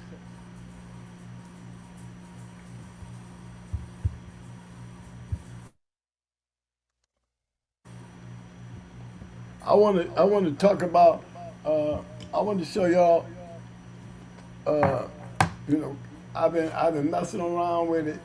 You know, looking at some of these breedings, and I've seen some nice ones, y'all. You know, I used to say, man, I wish there was some damn scratch liners ruckus around. You know, or some of that, you know, that baby shit. You know what I'm saying? Like that black mamba and stuff. You know what I mean? I mean, good bred, old time dogs. I mean, and you know, and I always say you can breed Jeep and rare boy dogs. You know, you can stack like they did, like, you know, Bolio and all them. You notice when you got a bloodline that you can stack over and over and over, and you have to know that you have a genetic run going, or why would you do it? Unless you just stacking papers. But are the characteristics there? You know, are the traits showing up? We'll tell. Because you're out there doing it with the papers. That's why some of them die out. You know, you give me some good breeding with good dogs. Because you're going to know your traits. You're stacking this shit. Why would you be stacking anything if you didn't know what you're supposed to be looking at? What are you looking for? What are you trying to lock in when you do a brother-sister breed? You're trying to lock something in. Hope it's the trait and not the pedigree.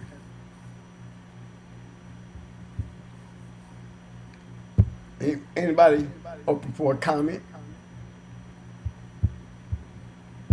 While y'all doing that, Mike, I'm going to pull up this. I wanted to show you this shit right quick. It's pretty nice. I can find it. What the hell did I do with it? There you go. My man Garland said, I'm not talking bad about bulldogs. They are my life and my family. They need people with common sense. That's saying a lot there, Garland. My man Showtime said it was a situation in Houston where an undercover police officer was in the box handling a dog. Now make that make sense. Well, Showtime, they did a whole lot of that. They had a whole goddamn kennel out here riding around doing the shit. Sure did. Had 128 matches. 128 matches, bruh. The feds.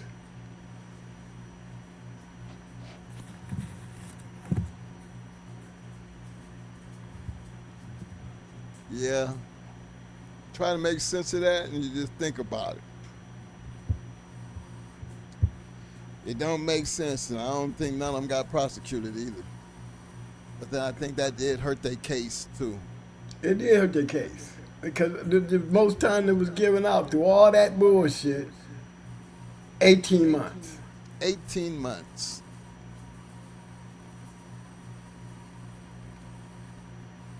I did 3 years.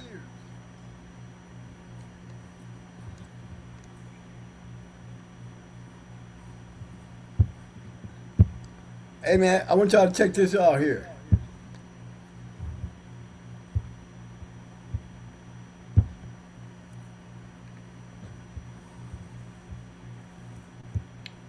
Classroom time.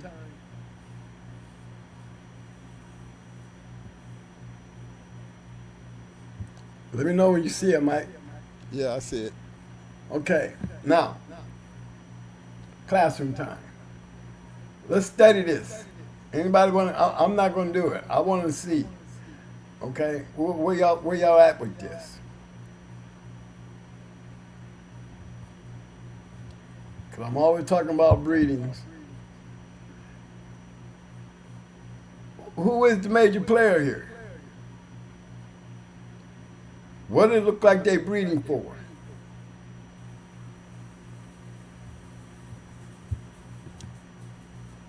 Hey, we got to see the other part of the bottom down there. I'm pretty sure it's St. Benedict's down there. Oh, it's definitely St. Benedict breeding. Okay. That good? Yeah.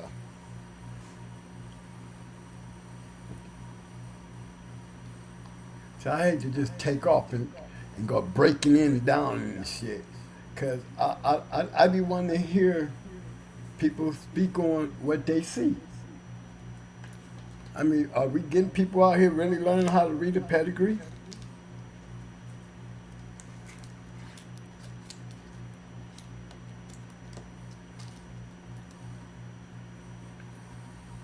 You know, let's go. I'm gonna start with the top because I want to know why the bottom bred to the top.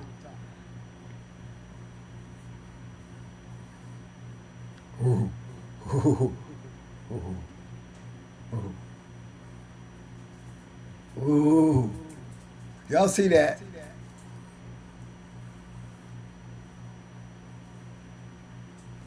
I can see why he bred to the top.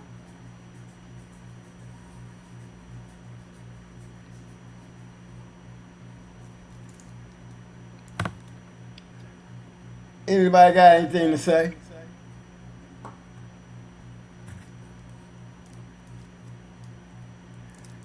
I would love to really have a litter, not knowing what you're going to get.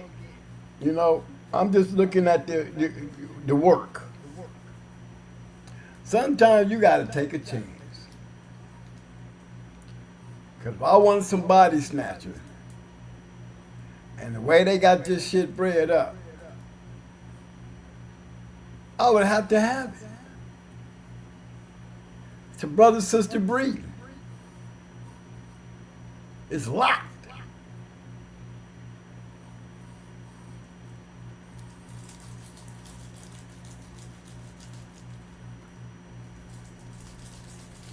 Nice, nice. Okay.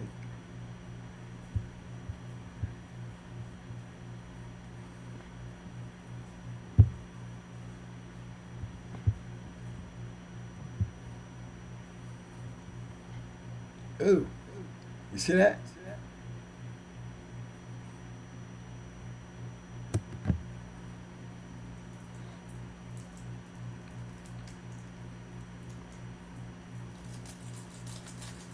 See, that's what you call work.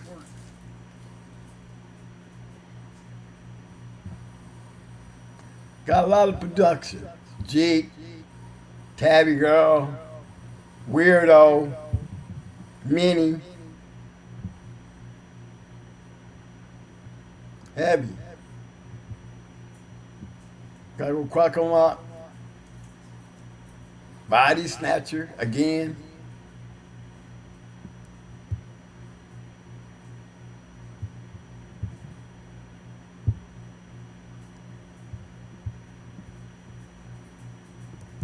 Look at old Callie. What y'all think? How you think she bred? I'm gonna hold up. Let me see. Based on what we seeing, somebody I wanna hear somebody tell me what we're gonna see here. Well, I think Pit Dog said Red Boy Jeep. Pit Dog with the Red Boy Jeep. He seen that ruckus. He's okay. That's where he was like, okay, the ruckus.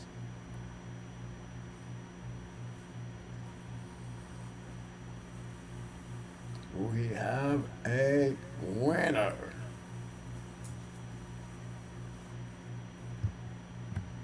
It's tight, great line breeding.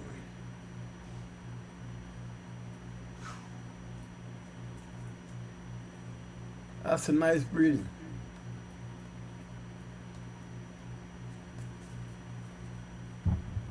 My question would be, coming from St. Benedict, you know,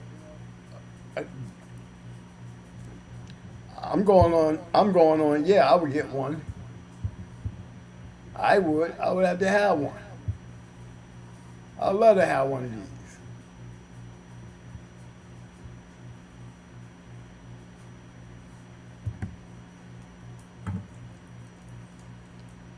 You know, spray and pray. You know, he doing his thing. He got a good one. I like the terrier dog. Don't know nothing about him.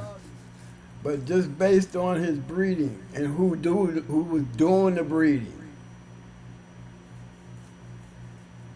Very, very well bred dog.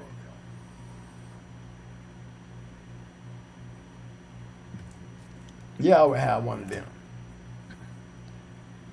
And y'all see all that black. Remember, I'm on the bus. But sometimes being on the bus, you know, the way I look at it is like, I probably wouldn't do it in my position now, back then. But if I had it to do now, I would have one of them because the purpose would be totally different. But not only the purpose being totally different, just the fact that the way the breeding is made so good based on the people involved here, which is St. Benedict. I'm good. I trust what he's doing. Always have trust St. Benedict. They have some great dogs. They swapped up. They changed lines. You know, look at that St. Benedict's Dylan. He was a champion and he was a show champion. You know? St. Benedict's been around. They just like Ronnie Boyles and them, you know?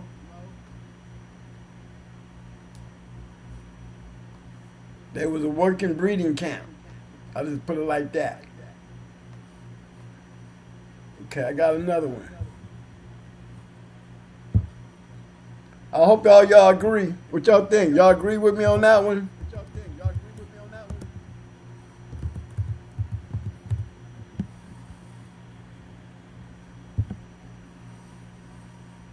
Here's another one.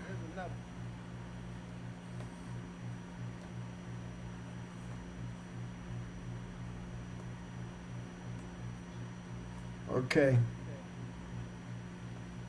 I'm gonna take this dive in here. I'm not gonna ask y'all, being here, black dog, where we think we're going with this one. I'm just gonna take you there. We ain't gonna guess like that.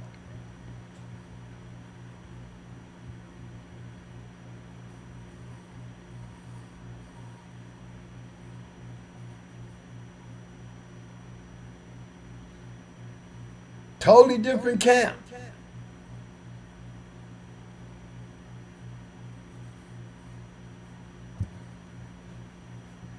See what I'm saying? Let's go there. You know what I mean? I'm always going to go to the male because I want to know why they took root to this dog right here. You see it coming off a black mamba. That's Rick Rude.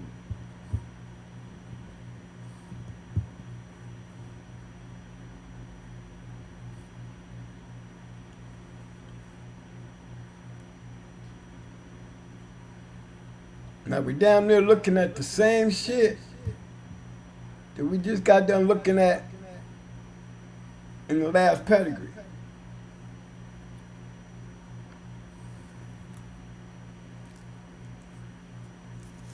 By a totally different camp.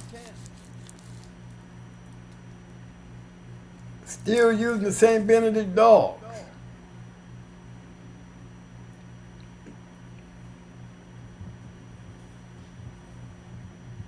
Beautiful.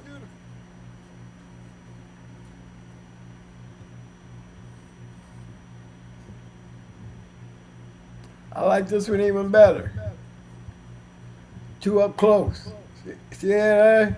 Y'all see all that? And you know when I get back there with Bentley's Bow and Honey Bunch, you know it's going to be more RMs. You know what I mean? What a hell of a run.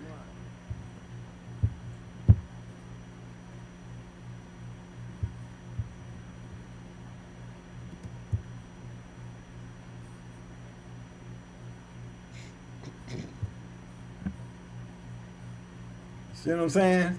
Bam. Bam. Bam. Bam. Bam. 5 generations. Walking it.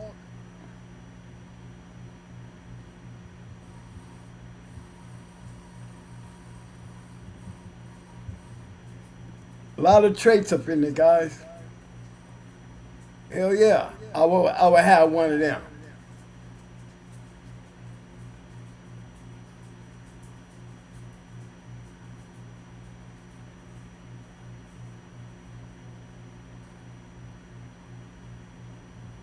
Well, he was bred a lot.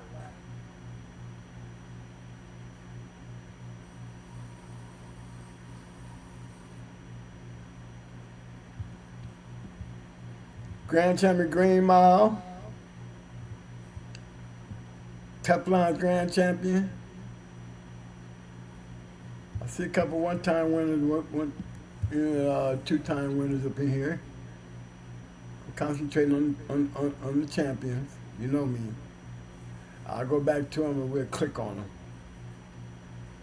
We'll get a chance to see what worked. Grand Champion Butler.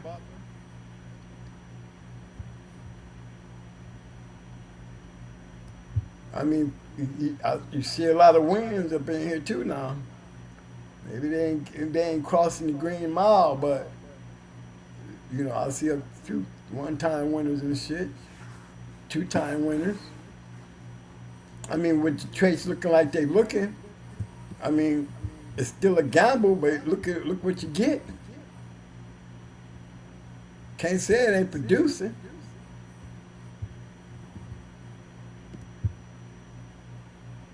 See, my theory and my understanding, me saying I would have one. You know what I mean? It's what I'm talking about right here. Proof is in the pudding.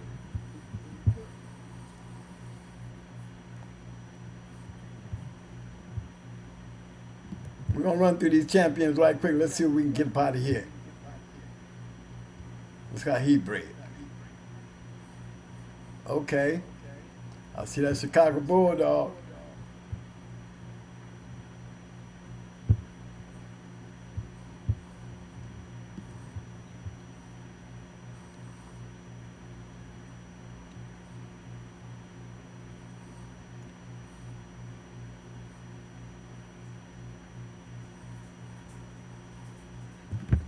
Hey, Mike, that's Tip too. Yeah. See what Tip had. I remember that Rebel Dog. That's the Yeah. one Jeffro beat.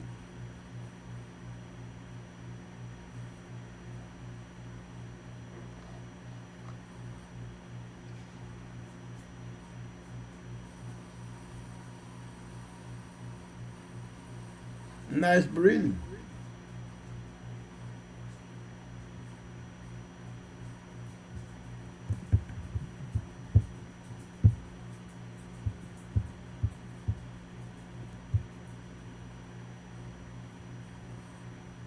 Oh, well, bitch.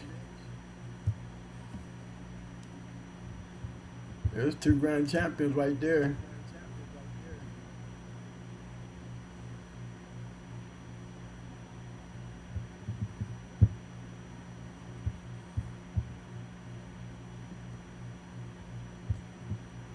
$4 and 30 minutes.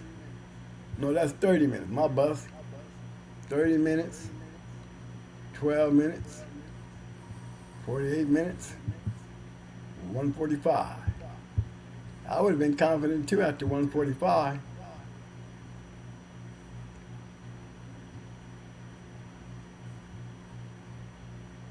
Another good one.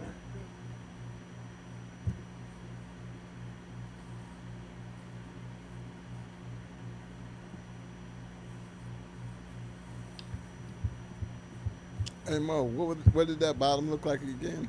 That was the litter mate to the other dog.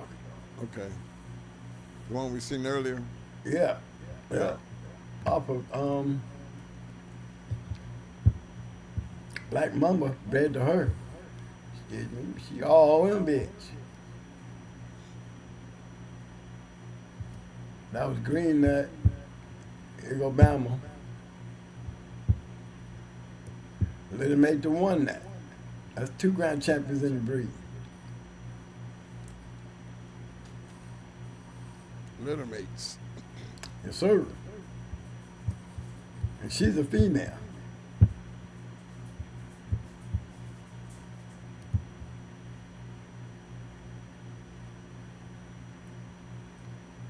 Okay, I seen another champion Marshall.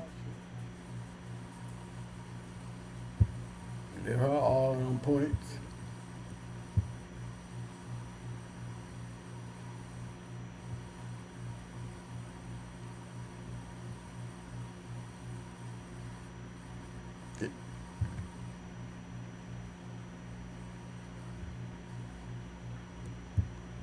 So I Same guess litter. right. Yeah. Ramirez was an out to that though, right? All that Saint Benedict shit. Yeah.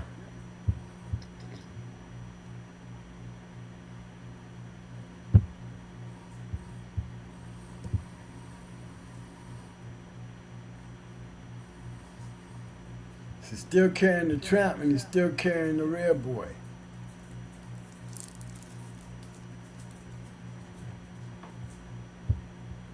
See it here?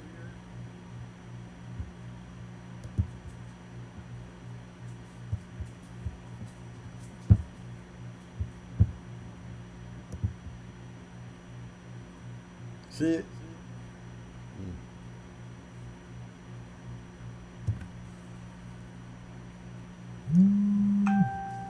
Good breeding, smart breeding.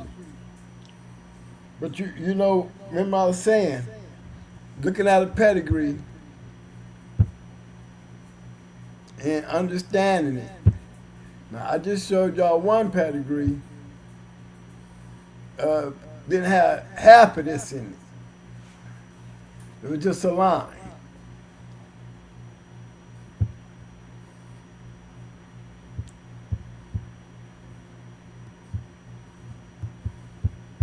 Let me get back over to where I started at, guys. Hold on.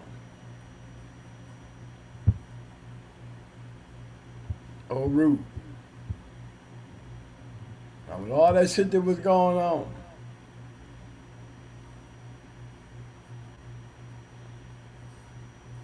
he was part of that.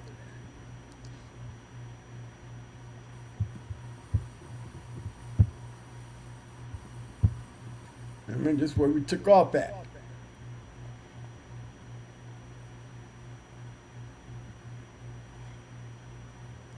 But I know Bakari was running some of that Rick Rude shit, wasn't No, that's Patrick. Rick Root. he? Okay, Patrick. Yeah.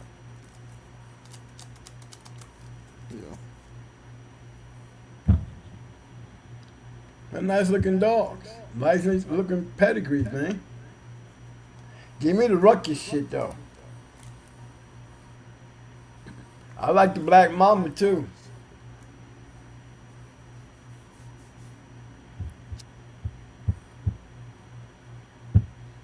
That's one of them pedigrees that your analogy of what we talking about tonight, Mike. You know what I mean? Yeah. When it's right. When it's right. When you got this is what it looks like when the real folks is doing the shit. It's more understanding and more trustworthy based on who they are. And this is not nothing new. This is what they do. You know, if I wanted to have one, I'm going to him. Still a chance. But me, I got a better percentage of getting something dealing with him than dealing with somebody that, you know, not on that level. And you know he ain't on that level. He might have some good shit over there, but is he on this level? You see what I'm saying? And what do we call good?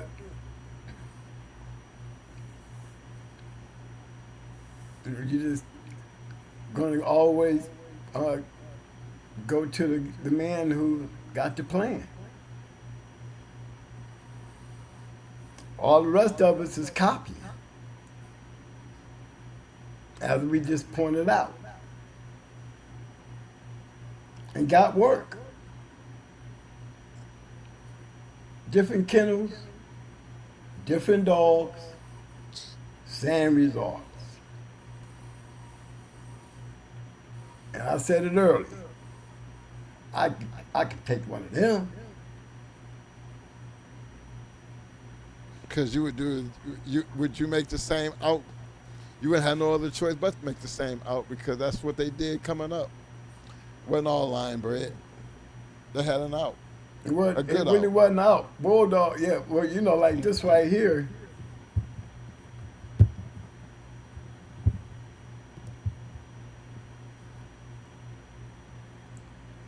That's Eli.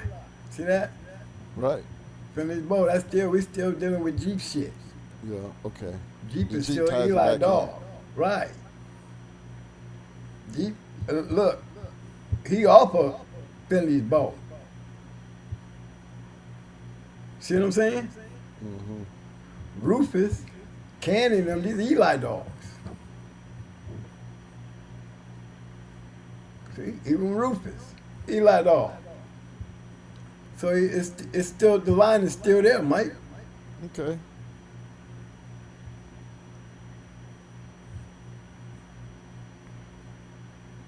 I mean, based on how they breeding it, and this is old school shit here. But look how they breeding it. See, this is why I say reputable kennel. Taylor, you know he the man. St. Benedict Bailey, St. Benedict period. You know they the man. We done seen their work in different people's hands. And everybody that follow the program, the blueprint, you know, gives you a better opportunity based on he was smart enough to get it early. I got to fall go check him out. And what he did, nice ass shit with this damn Rick Rube motherfucker. And Lord knows it's too bad they ain't a female, because remember the last dog we had up there, Spray and Pray Terror. Imagine that. We take Terror and breed the Smiley. That was a bitch. Come on.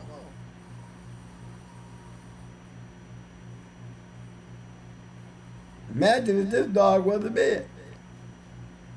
I'd get one of them too.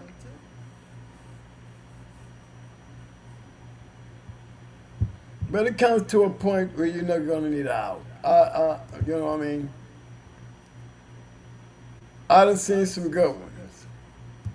And you know, back then, I seen some good ones of the Black Mama stuff being crossed with Mayday and some damn good results. I done seen them crossed with, let me see, I'm gonna show, here go one. Let me see if I can find her.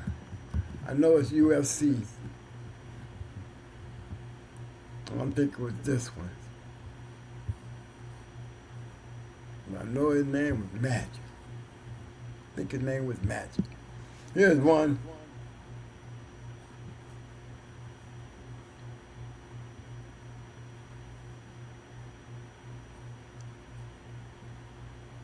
See how they was doing that one?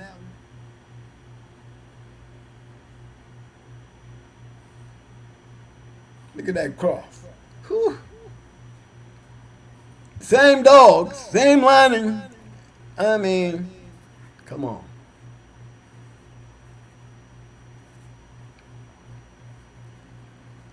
Big shout out to 1978 Lloyd coming in, showing that love with a mad two-piece. Appreciate you, fam. I see ya.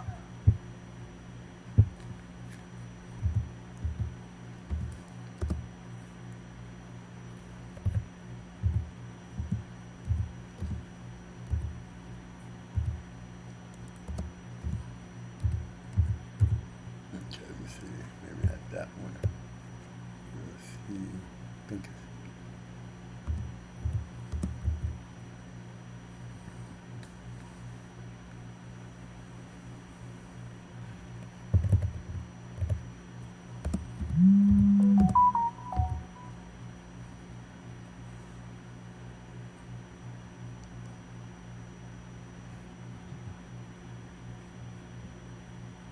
there you go. There's a couple of them right here.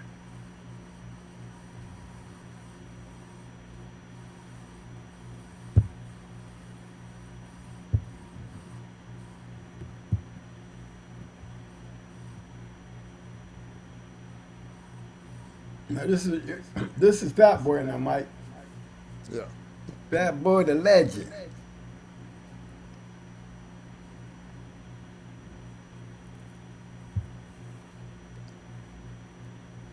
There you go, Magic, right there. Look how they crossing it. Can't say they ain't taking their Eli dog, just to make sure y'all understand. You know I like going to these males, showing y'all.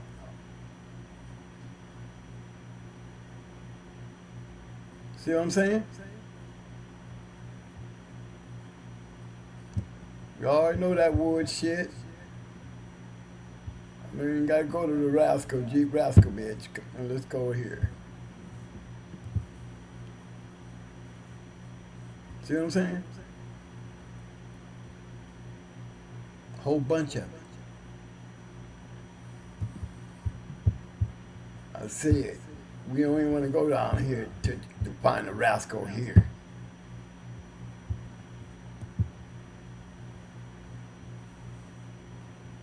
I saw Negro, the brother.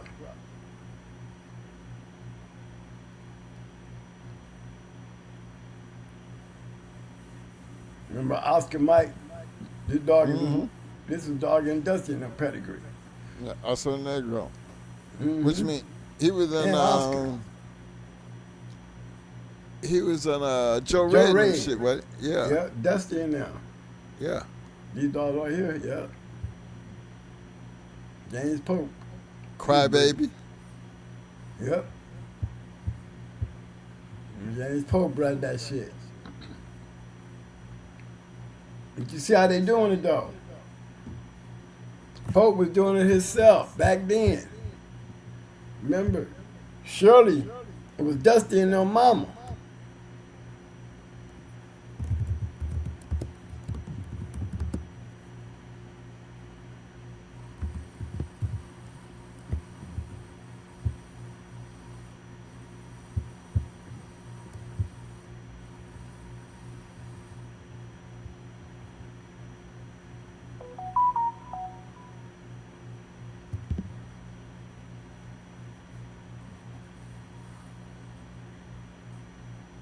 That's Crybaby. Old Pope breed. I made this breeding. I made that breeding, but this is Pope's breeding right here. There goes Shirley. Like I said, see her?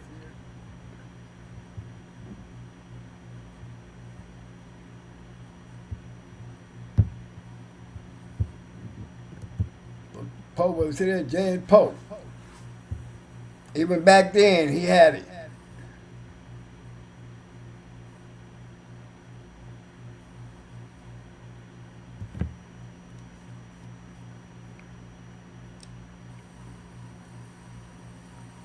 Yeah, y'all see me doing that shit way back then. Thanks to James Pope. See, they be on that shit. Tell me he ain't copying. No, they was copying off of him. This shit's down there in the 80s here. Like 88, 89.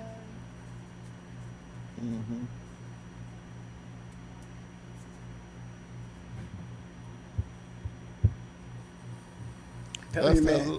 That's that long one you lost. Against Yeah, with Dusty.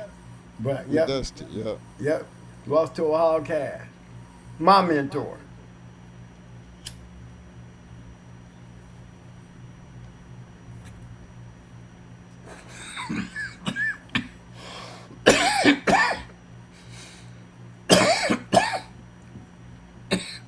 Excuse me, y'all. No. Yes. But y'all see this Eli shit. Then you see it going back, you taking these same dogs, taking the rascal stuff, and we didn't see them add the red boy to it. We didn't see them just multiply, pounding it with the Eli dogs. In the greatest way. Look how they breeding that shit.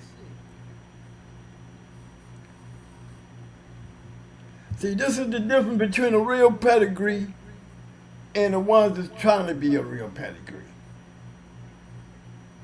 Follow the people.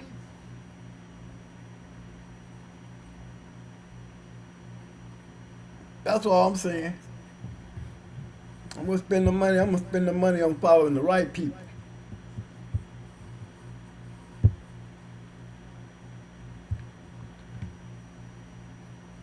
Remember, there was a couple of them up in here.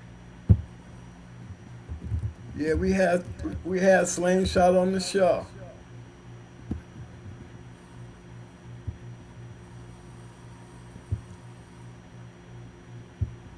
Another champion bitch.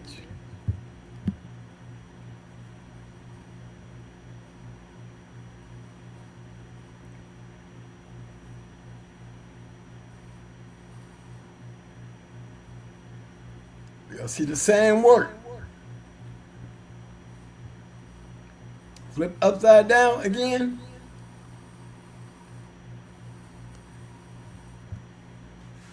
Follow the work.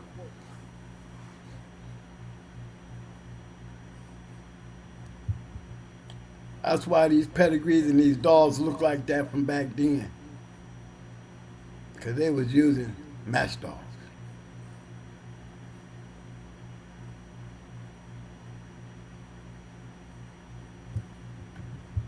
That's the other pedigree right there too. I had one of them. I would have some off of her. See if she do anything. And this is some old school shit.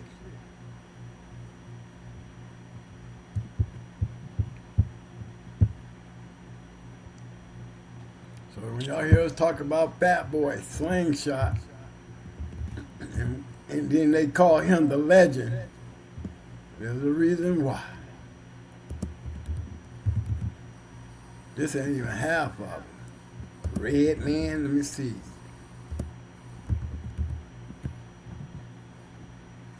Let me try to find champion Red Man here. Let me see what the UFC Red Man.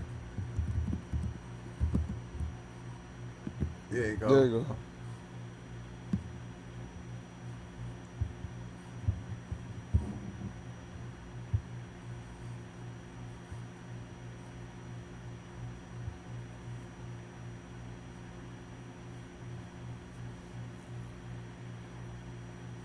They said they got another one in here up in Springs. Yes.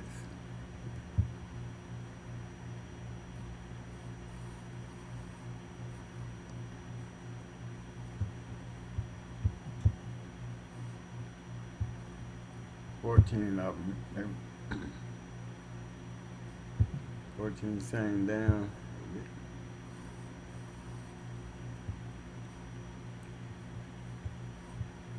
Okay, there's another Red Man. Let's see if this one got a top. There you go.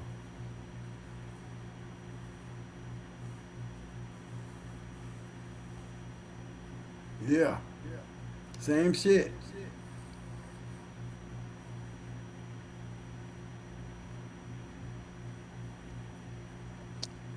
Just reversed. Same daddy. Mm-hmm.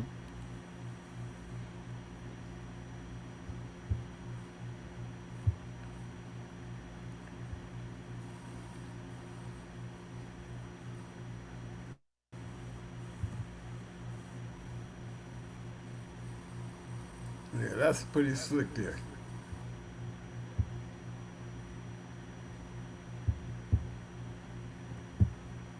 But I get a kick out of looking at these pedigrees because it shows y'all as always and continuously, I never stop showing you what happens when you breed good dogs. They turn out to be great dogs. And how they was doing it. I'm telling you, here's the blueprint.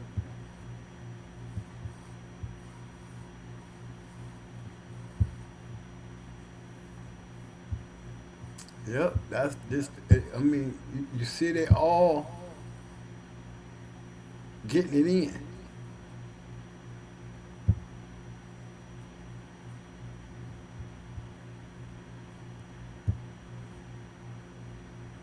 That's where we started at. They had plenty of good ones, like this again. Look, are you checking out these pedigrees? And if you notice, we talking about different bloodlines. I mean, at least the different crosses in the way they're using them. And you can't deny the fact that there's a fucking formula there.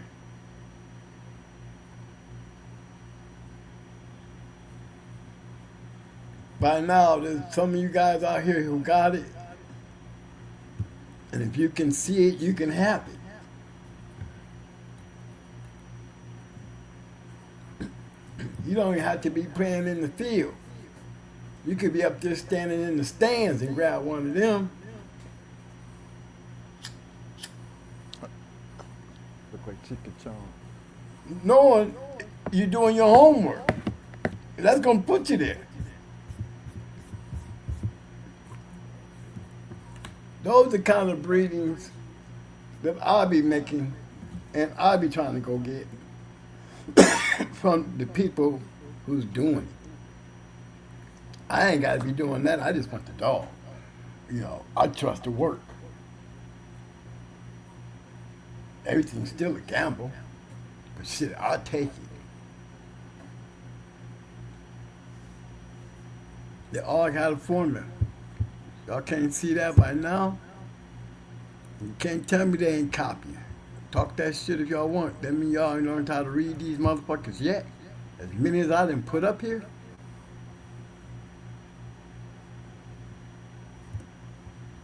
Ain't nobody just throwing this shit together, fellas. Trust the people. I don't know who this is. He just popped up. Old time. Okay, NASCAR. Okay. I'm all up in this area. Well, might as well hang out around town and shit. Popped up like they want me to put him up there. Another formula. Another formula. My goodness. Tell me you wouldn't have one of them. How did they get there? How did they get there? Come on now. Y'all can't see the formula? Y'all can't understand that yet? If you can't understand that yet, and you can't understand why he got here. And understanding you need to go further back than this shit here. You guys who have learned this,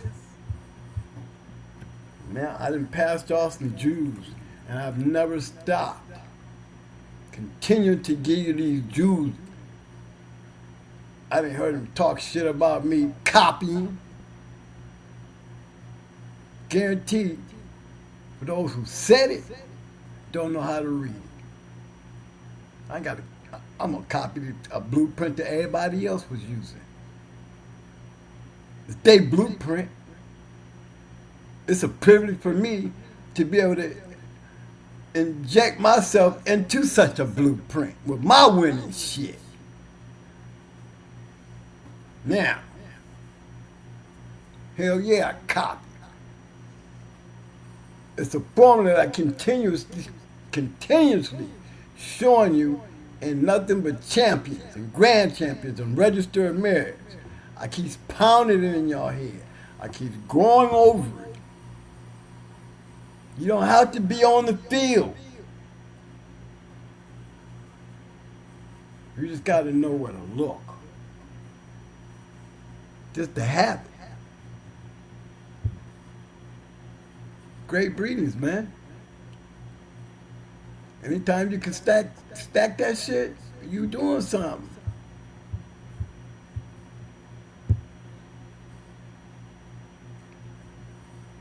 I don't know where I'm going, y'all. I'm just clicking. Get out of here. That is just, I mean, I would like to know sometime, y'all. Sometime. Somebody can agree with me or debate me. What's up?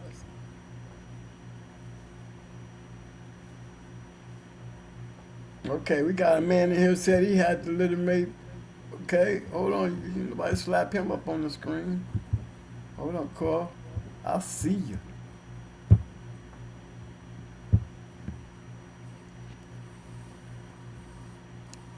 Carlos Vegas.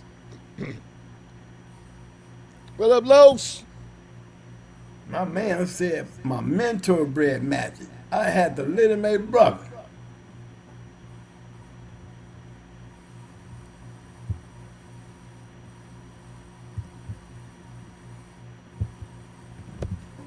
That's a good one to have.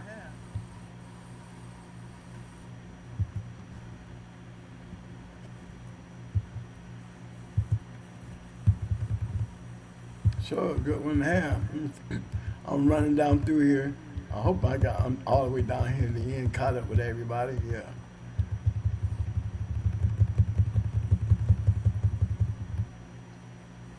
What, man? Okay. I made my point for the night. I think I was on topic. Yeah. Because I think the failures come when you don't do it that way. That's my thing. Well, if the failure comes when the copy is being done by knockoffs. That's what I call knockoffs. You know, you have the same shit. I don't know if it's good as the shit that, you know, it looks the same, but it is the same.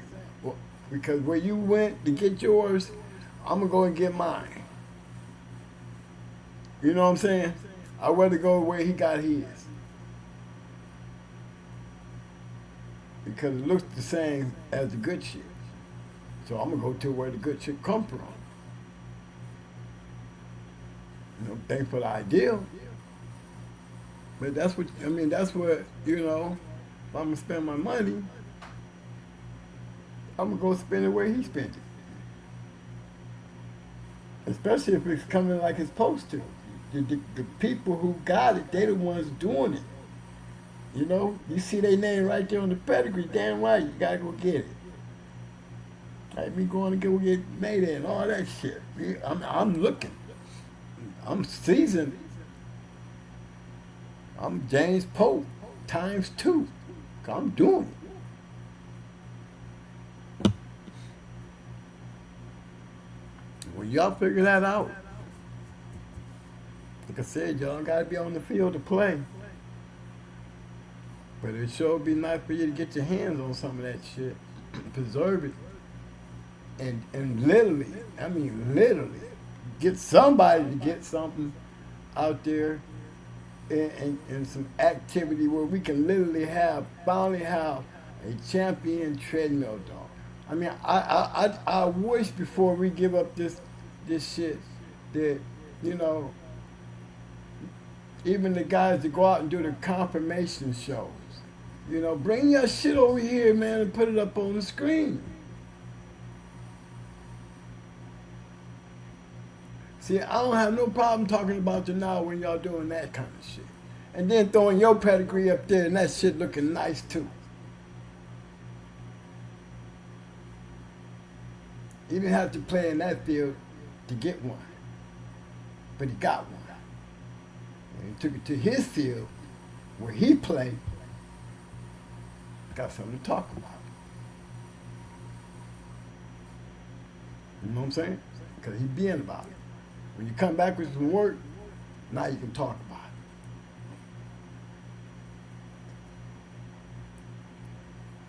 But that's it.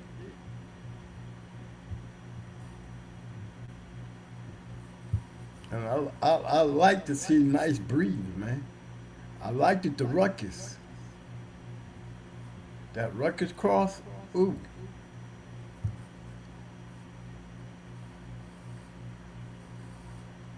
Cause y'all know how I am about ruckus. I told y'all what them motherfuckers like, boy. And you know, for somebody to be crossing it like that, and we're talking about Saint B, he know what he doing. And he had all the right genetics. You know how to stack that shit. You know, people out there got it. You know what I mean? That's the funny thing about it. You know, that's what you call preservation. Don't know what they doing with it because it didn't show them like they were doing anything with it. But you can just almost guarantee. You know, I showed y'all there was a difference. This is what it look like there where they ain't doing shit. Look how good that shit is bred. And then I took y'all right over there and showed y'all just what it looked like when they doing the work. Just because where it come from, I would still go there where there wasn't no work. Just because where it's being done at. It's the same setup. I got a question, Mo, from my man. Big shout out to my man Bill Thomas. He said, fellas, off top, but quick question. Were one of y'all at Washington Reception Center in 2010? Yeah.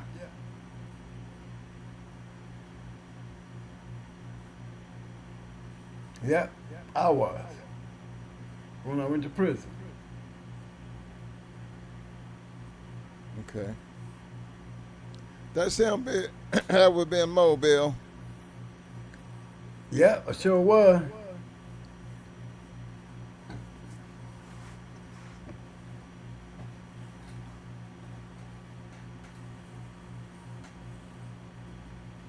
My man Carlos said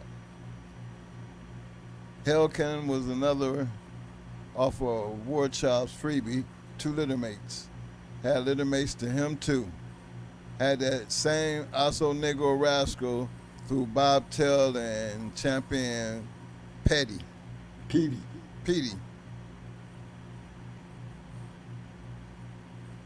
Damn, Los.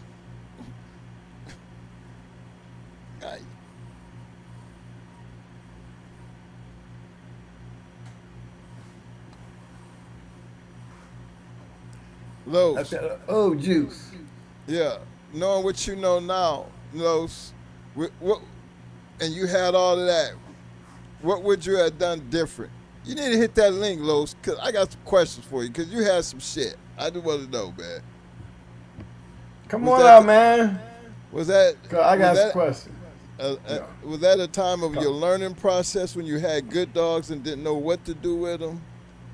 Because it seems like you had some damn good dogs, and you see they was working dogs because they came from a working program. So share some information with us, man.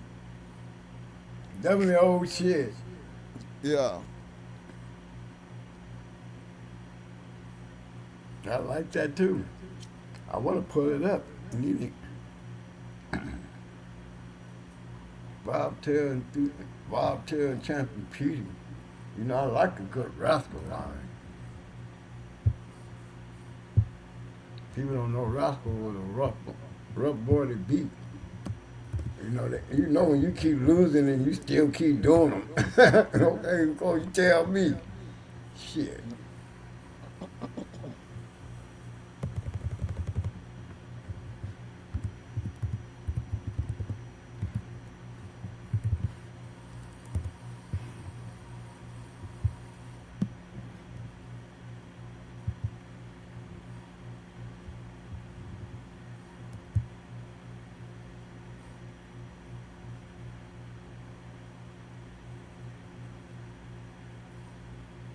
Produced 9 champions, 1 grand champion to his credit.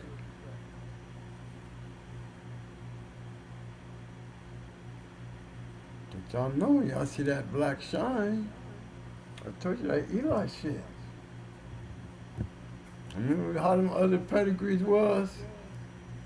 And you know Roscoe got some shit out there. Remember, he got offspring that just, you find him in their pedigree. Look at all that shit, y'all. Hey Mo, Yes, sir. Mr. Bill Thomas said I got photographic memory like a motherfucker. Oh, yeah, you do. He said I would like to buy a pup off from y'all if it's ever possible. Got the email. I'm always keeping people up to date where they can get one. We haven't made no breedings yet. But my nephew, he got his own world and he got some nice bred dogs.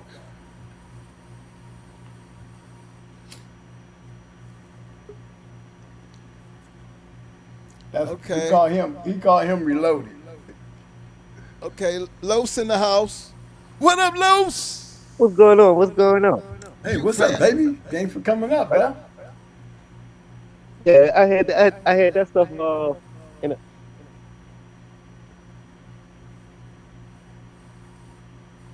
You blacked out on this, Los. you hear me? Yeah, we hear you now. Yeah, I had that stuff in 95, like 95, 96. I still was in high school.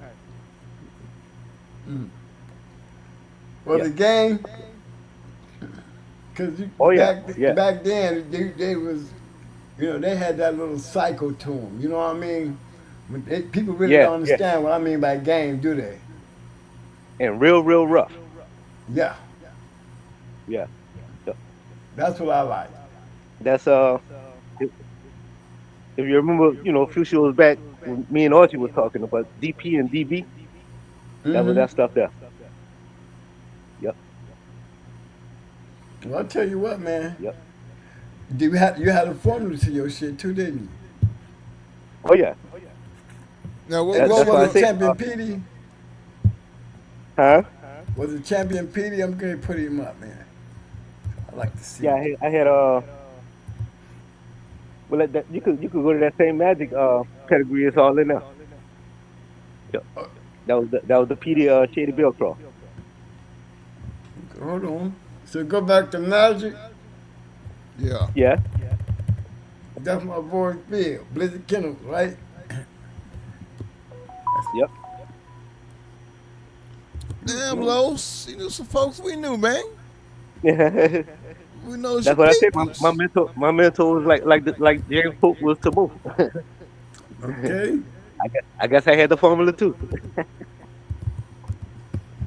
Yeah. Now, how young in the game was you then? I was in about the 11th grade, 12th grade. Mm-hmm. I knew it. Had that hot shit, didn't know what the hell you had. Can't know where in the hell.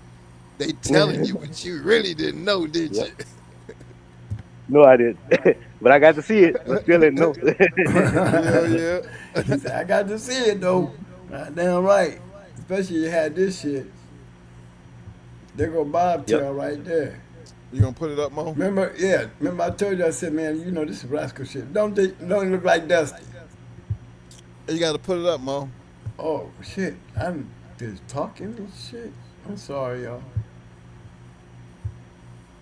And Freebie 2 was a one-time winner. She won with a broke leg in 3 hours and 3 minutes. Bulldog. Yeah. The true rascal dog, they have no idea what the true rascal dog was like. They was rough. Yeah. They look like bulls dogs, don't they? Yeah. Yeah. Some of them, matter of fact, we even had some of them that came out white buckskin with the blue eyes. Yep. Cause Dusty, I got a picture of Dusty. I don't remember what that picture is, Mike, but I think I got a picture of Dusty. Now, which one was that the Pope had the blue eye, Mo? Was that rascal dog? He had a blue eye. Yeah, the one that came, we called him Blue, remember? Blue. Yep. Yeah, Atlas Brewer had him when we saw him. And then we seen Pope with him. Petey had the blue eyes. Bobtail had 2 blue eyes. Yeah. Sometimes they'll come out with 1 blue eye. Sometimes they'll come out with 2. That Yeah. trait was strong too, boy. I'm telling you. Cause I seen it. It was all up in Ohio. Uh, Yeah, Pope did a nice. He did a nice breeding with that shit. But this is what he was messing with back then.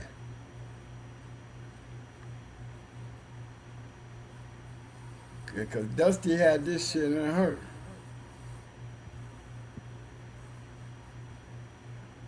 And he could have. He didn't have a Jeep though.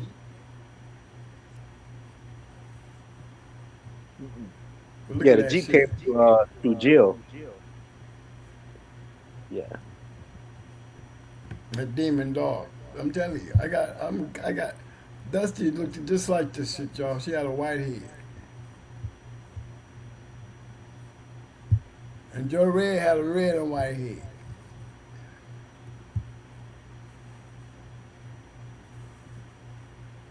But these are some good bred dogs. It was Champion Ramrod, Demon, Skeeter. And yes, you will find her in a lot of great dogs' pedigree. You found this breeding side with Dusty. And that's old.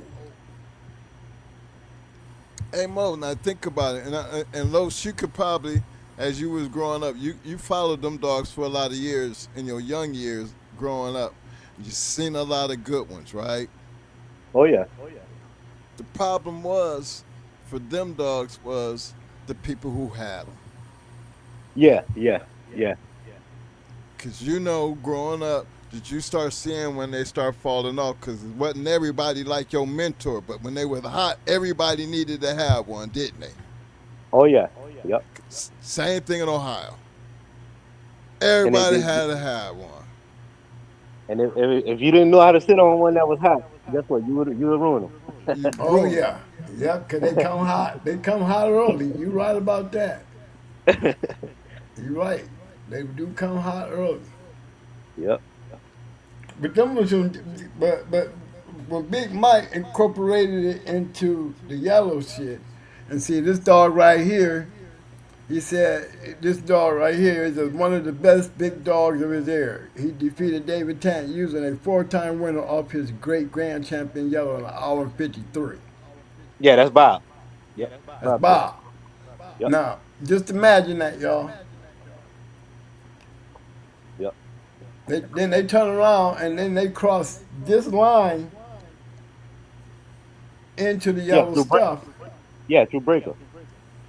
Yes, sir. Breaker, Shady Hills Jeep and Duprell's Jill was a little mate. Yep. Yeah. Matter of fact, he bred the same freebie 2 dog. He bred her to champ, hardcore champ. Okay. And watch out, they had a litter off of her and Champion Tramp, Ramrod's Tramp. Yep. Oh, okay. Some nice ass breeds too. Yeah. Yep.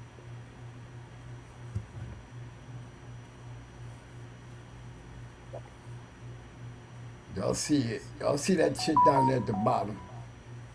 Ugh. Gotta have it. Just a smidge of it. Had to do it.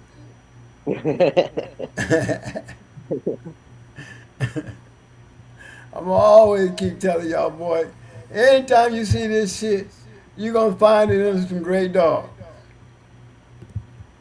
Yep. Matter of fact, that Brute's Omen, he was that same Rascal Klaus Pro. Oh yeah. Yep. But that's what you call it, man. I don't know why they ain't got her winners up here, but the bitch produced. Mm-hmm.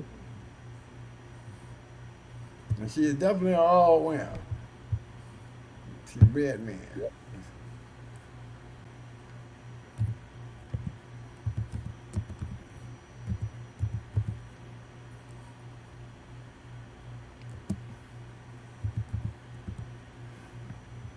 And that was the thing about them boys, though. They bred they shit and they used they shit.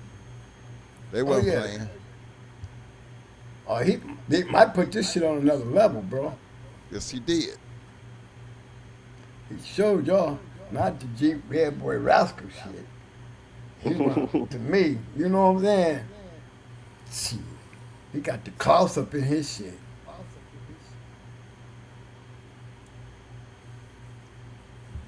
Yes, sir. And Redman and Bozak were litter mates. Yeah. Look at it. Look at the offspring.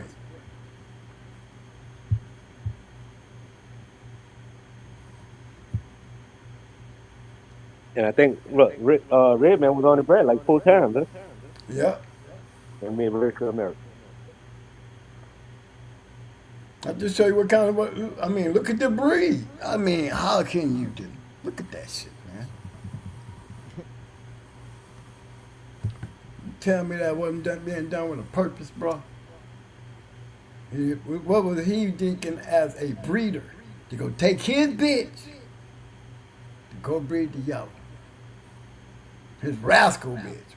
With that touch of clouds. Oh, like rebuilding the boils in the buck shit. Yep. Seeing it being done a totally different way. And they call it Jeep Red Boy Rascal.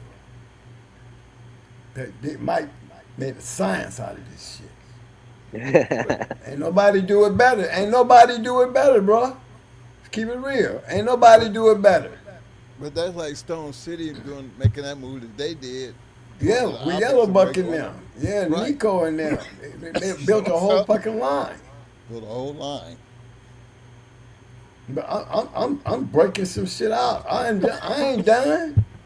Look at this shit. Okay, I'm showing you formula. Look at that shit. They ain't done. That's Morocco. Procep. Yeah, but look, we can't forget this shit. Bam. Bam. Bam. Bam. Bam. Okay, you can't forget that shit. Yep.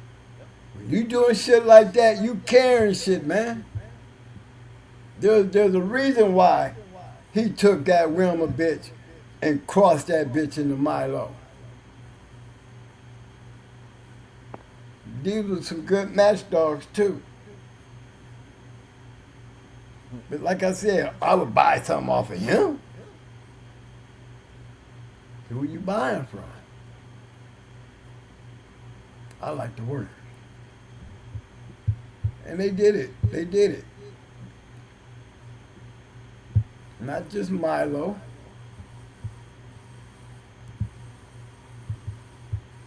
Another good one.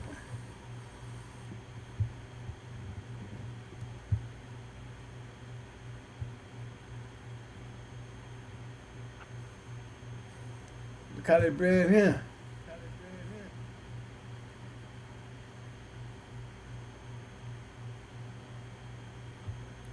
Poncho, coming off of boots, bred into a daughter of Jeep. Look at him. Breeding her to Rocky. Look at him.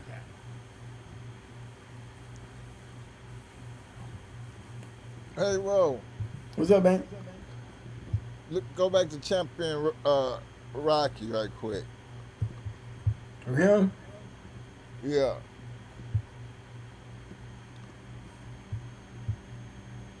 It never fails, though, man. You know, we always catch them. Remember them L's? That's one of them L's. I'm seeing 2 of them. You know, you gonna see them all in these type of pedigrees? Yeah, because it's not an uncommon thing, you know. Shit, you don't see it. Look, it's a loss here too. Shit, Billy Bo quit once. The hell. I mean, but he lost to Grand Champion Buck and Grand Champion Ace. Right. I mean, goddamn, man, come on now. Motherfuckers out there. Yeah. Look, I'm just saying they was quits, Mo. The dog never quit, Mike. Rocky didn't quit. Because he got broke the fuck. Mike, he went into Grand Champion Ace and motherfucking Grand Champion Buck, bro. You talking about Super Nats Ace? Yeah. Okay, that's one of his losses. Okay. Well, yeah. Because Ace never went over 30-something minutes, so I'm pretty sure. Got him out of there he quick. He couldn't scratch. He couldn't do shit. Got picked up, crushed. Couldn't scratch. Motherfucker lost his goddamn Ace was in his stifle, chewed his ass up quick. Same thing Buck did. He was on a different level of dog. That goddamn misraised shit didn't help him at all. Not when you putting him on monsters like them. With all that in him, he was still a bulldog. And he produced. Why, you bullshit? Look, this is a common thing in this pedigree, man. They don't mind losing.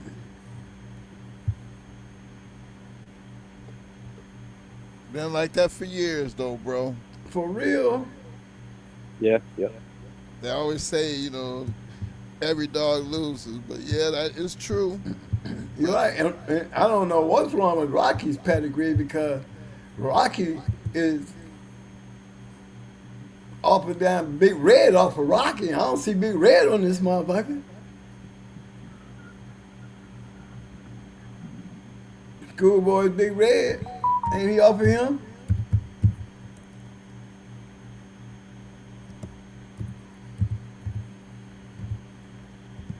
I think he was his grandson, huh? Help me. Okay, that's the Red I know, the registered mayor. Okay, okay, here we go. Well, he didn't have Rocky in him. He had range in him. Small change. Yeah, small change. But look how he was bred. He just didn't have the ability. He had, he didn't just, Rocky didn't have, he had the gameness, he had the whooping skills. But come on, man. We're talking about two badass great dogs.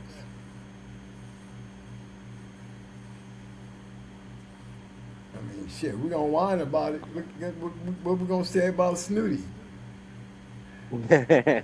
Shit. And Rascal. and Rascal. Why y'all bullshit? If that shit is meant to be whooped. It doesn't have nothing to do with how these dogs produce. That's for damn sure because they have literally produced some great ass dogs. Just a lot of times the deciding factor was speed. Yeah. I gotta get that girl 9 milli up here before I close out on that one. But man, that is one of the major reasons. Now, knowing we started out with these type of dogs, y'all, that we got totally away from them because we start seeing what killers looked like. Yep. Mm-hmm. That's all it took for me to do. I don't want to do that shit right there. I know what it takes to go out here and beat a motherfucker up. You get some of these on your yard, shit.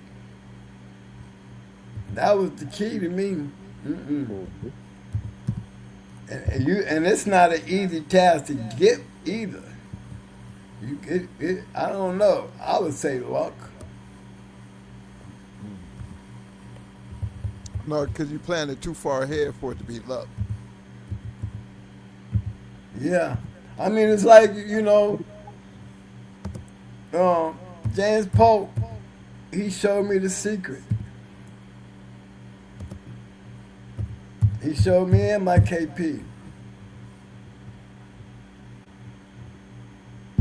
Once we saw that secret, it was like jello. Why you see all them champions and great dogs. Why we sit here and talk to y'all about it. And have some of that shit ourselves. show you how we did it, and tell you we copy. You know what I'm saying, baby boy? What the Oh yeah. fuck? Everybody copy you. Do they understand it? They knew what the hell they was talking about. They understand everybody was copying. How can you sit there and not see that? Yep.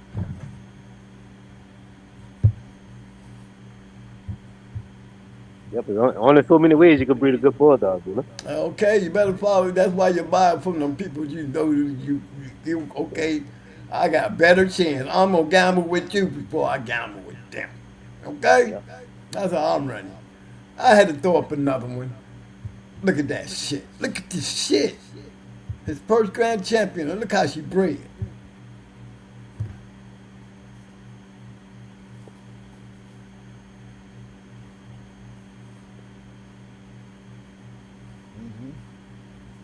Been seeing that shit all night. Yes, we have. It's been some type of Jeep Red Boy cross that's thrown up in there. Eli, I would literally say Red Boy and Eli. Yeah. Because that's where we started at. Right, we done seen so many different ways it's being done and used. And we're still talking about the same line of dogs, different people, different dogs. Still, look at the fucking blueprint.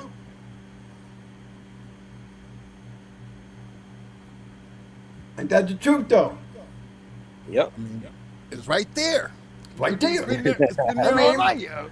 Bam! Look how many times I got to do this tonight. Bam! Bam! Bam! Bam! Bam! Okay? Keep running into that wall, your head gonna hurt.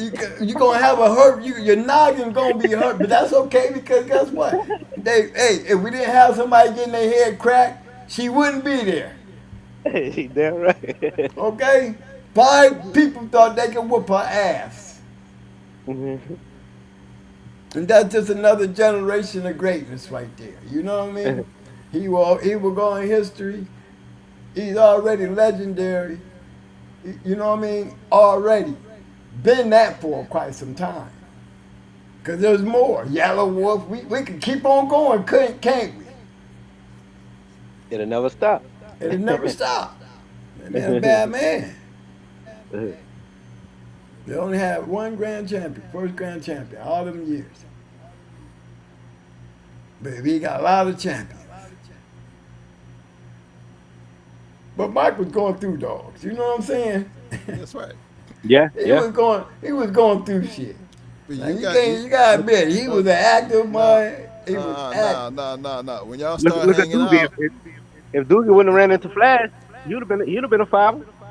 Oh yeah, I mean, hey, look here. You go after you went to one of the worst places to go with your 4-time winner dog of the year. Damn right. He did. Look here, he was a little smarter with 9 milli, wasn't he? You know what I'm saying, baby boy? He learned his lesson, didn't he? You know, those who know, they know. He learned his lesson. He was not gonna take that bitch over there to Pan. You know, goddamn well you was. That's like you taking Doogie over there thinking you was gonna get you an easy win. Way up there in Detroit. Big mistake. All right. Big mistake. hey Mo, Yes, sir. you had took on that same mentality about doing a lot of dogs behind Mike. Oh Y'all yeah. start hanging out, and you start riding. Oh, I was in when I got Big Mike and Jesse. I got Stone City and motherfucking hardcore. You know? Yeah, that was 2 of the hottest Kennels. camps at that time. Man, Yeah. I was. Don't forget Southern Kennels. Yeah, you had them. I had that. I had my boys from D-Side. I gave them them my man. Them my peoples there. Them the people's there. Yeah. But yeah, man, but they was like family, man. going Jesse through and 'em. Big Mike was really, I was in. I got pictures of 9 Millie. Picture of 9 Millie with my KP holder, sitting on Mike's couch. But yeah, man, there was some good old days back then, man. Great days. You know, look at these dogs and the way they bred. You ain't gonna tell me you don't see a fucking formula. I mean, as much as I do this, man, and I've been doing this 4 years, and when I first started, and I started talking, and people started thinking I was out of my motherfucking mind when I said 95% of all the great dogs got a formula. A good one. You know what I'm saying? Said it. Up in the high 90s. I said even higher. Yeah. And I said, it ain't too many, you know, champions out there, you know, with a raggedy pedigree. Yep. And sometimes their pedigree wasn't truly raggedy either. Well, I mean, Sometimes they was hungry that way, so you don't know what's in it. Right. We don't have an idea what this is, but somewhere in them backwoods, somebody had some. That's all you know. You won't know nothing about this motherfucker. But one thing about him, he came amongst the great dogs and won. Yep. And produced. Yep. And still be unknown. Still be unknown. He ain't gonna find. Like I say, find me one dog. Literally, find me one dog that's a legendary, famous champion or grand champion or registered merit. Literally, who ain't in the journal. Back in our time, that we know about this famous. Now I done said it. I'm saying it again. For all them ones that keep whining about the stinking ass journal. Well, y'all still ain't gave me the answer to my shit, my question. Give me one. This is why we don't look towards those people who didn't do it. Why? We can't find one anyway. You didn't make the news, huh? You didn't make the news.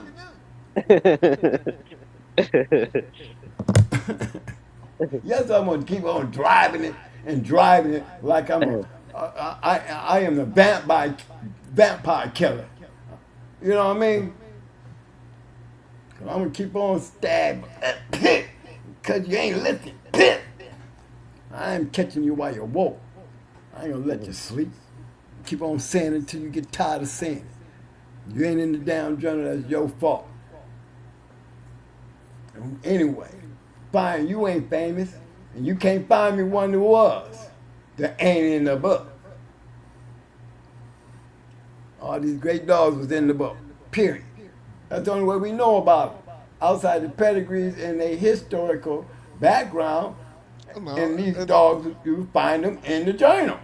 But then have an ability to see them. See, we was in a different era because we seen them. But the fact was, they was in the journal. That's it. I mean, even though they was really going down, you know, but they was in the journal. I mean, I'm going to keep on saying it. I ain't heard no legendary dog that was not in the journal. Show me his pedigree. I guarantee you with all, he's so goddamn great, we should know something out of his ass if he producing, right? Somewhere. Okay? Somewhere. I mean, literally, it's not going to all stay in the dark. Then it must weren't worth for shit anyway. We can't get some light on it. Right. So let's just admit the fact this good goddamn thing you did is you put your shit in the goddamn journal, because guess what? Then we all knew you didn't have shit. Come play with the real doggers. You know what I mean? I'm going to keep that on the table. Now, it's getting late now. You know I'm talking shit 2 o'clock. Talk shit Tuesday. Yeah, I'm going to start dropping them stank bombs. Throwing them bolos. Nick, Okay? you smoking keeping too? it real. And just like I'm talking about the formula, I'm going to keep on talking about that shit. Because there's no such thing Oh, I'd And have Mo, been had an answer to while that. we talking about the journal, tell them about how they used to sit back and read the journal and wait till you get to a 70% win rate, 70 to 80% win rate, and then you get those calls, huh? Oh yeah, you want to? Cause they gonna find your ass. Oh, they gonna find your ass. You already know how that go. You ain't gonna get too famous around here, and you don't got them sharks looking for your ass. Oh, it was like that. Yeah, that's how it was. That's just how it was. Oh, I they told you that's why I went to Puerto Rico. I was a shark, bruh. Mm-hmm. I'm taking shots like that, body shots. Lord knows I got mine back. Yeah, they got left me two bad motherfuckers. Okay? went Ain't 10, got that grand champion on under the belt. You know what I mean? Yep. Mm-hmm. So yeah, man, that's how it was back then. I mean, seriously, Yeah. it wasn't nobody safe. And I mean, imagine now how bad Pandy had to be, y'all, for nobody to want to fuck with her. And you know how the game go. There's always somebody coming. Always gonna be somebody that don't respect your shit. I go in his ass. You know what I'm saying? That's how you get. That's how you get on, ain't it? That's how you get on. Ain't that how you get on? Somebody ain't respecting the game, so you know he think he got one. Let's do this. That's how we get. That's if we don't get them, how we gonna get? Especially when you picking Sure. the dog. You picking the dog. Right, you want this motherfucker. You want you and your boys. Y'all posseing up like that. Come on. And guess what? Sometimes it's a newcomer come up there and knock him off and get lucky. You run across that every now and Hey, then. but look here. Let me tell you about them newcomers. Let me tell you about them newcomers. They ain't all that goddamn new. Because what newcomer you ever seen that didn't have a great motherfucking mentor that he carrying the yard? Yeah. He carrying the yard. The newcomer in the right place, the right time, with the right man with him. He spending money with this great dog man and this great dog man getting him the dog. And guess what? You best believe that great dog man just didn't leave him out there to hang. And you know what? And they go right after a bad motherfucker. You always notice that, don't you? That was a Mikey. When they do come and get you, they come with a bad motherfucker. Hey, that was the Mikey fight for us. Yeah, that was the Mikey fight for us. Yes, it was. Going into the Doom. Yeah, Legion of Doom. That was that fight. The newcomers. Just come out that loss with judo and all that shit. Now we got the Legion. Man, shit, that was a happy night for me. And to win the trophy too. You know, newcomers catching them slipping. But I had the right shit. Yep. I got it from the right people. Millbuster. Actually, my KP gave it to me. Came from Millbuster. I said, shit, let me go. I don't even know who the Legion of Doom is until I saw the Robert T. batch. And I knew the Legion of Doom was like, okay. Yeah, hard cash. But yeah, man, them days back there, boy. Yeah, man, it wasn't nobody safe. That's how Satan was getting on. Satan, we went 5 different states with Satan and went into 5 different badass dogs. And he was like a LeBron for Akron. You know what I'm saying? For real. Satan was like the LeBron of Akron. He went out there and was taxing everybody. Everybody was following him. He was a bad one. We tried to get Lionhead. You know, that's when you know when you got a shark, because everybody looking up around the corner at you. You know what I mean? Oh, yeah. He's standing out there on the block when that motherfucker was moving around. After he made grand champion, everybody backed off. They people around the corner now, they was standing on the block a minute ago.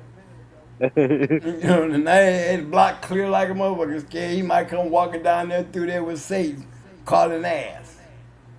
Cause he showed one of the Lionhead, 2 grand champions too. Mm-hmm. That would have been a good one. He wouldn't have beat Satan. He wouldn't have beat Satan.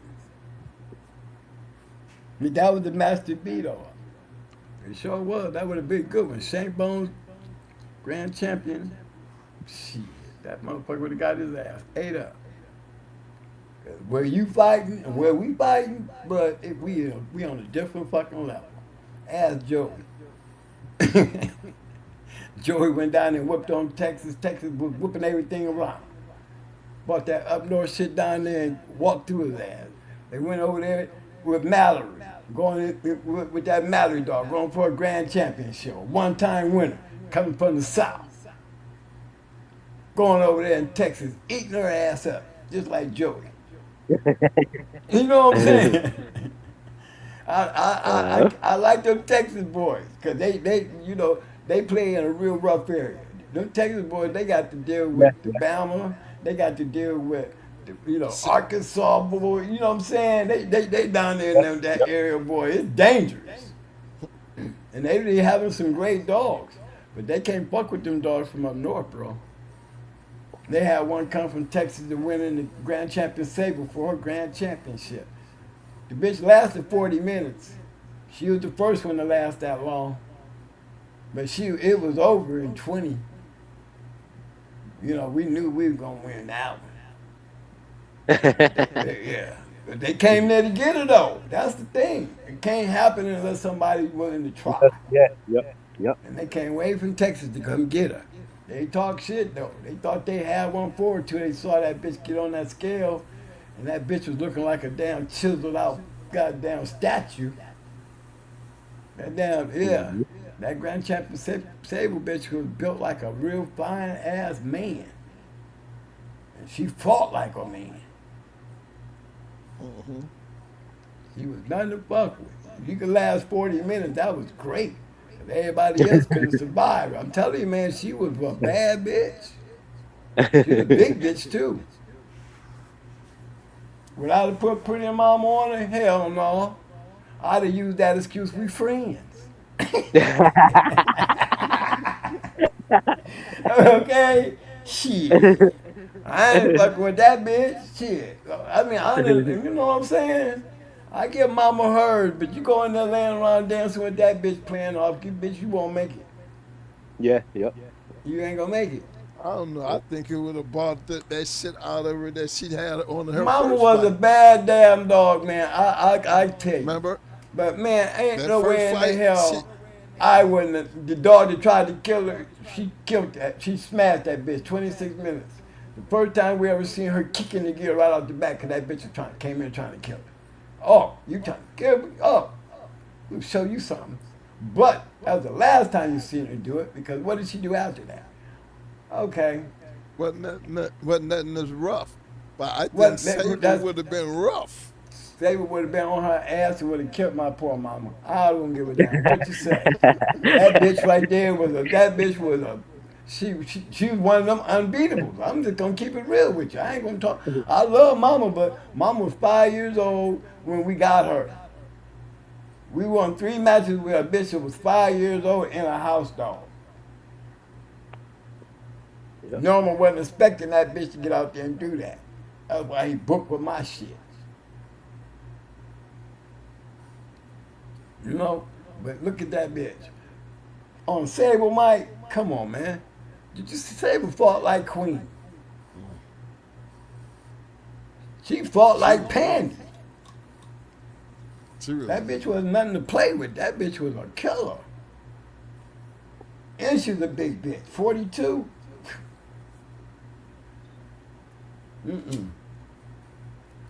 I give it to mama, but mama had a man body too.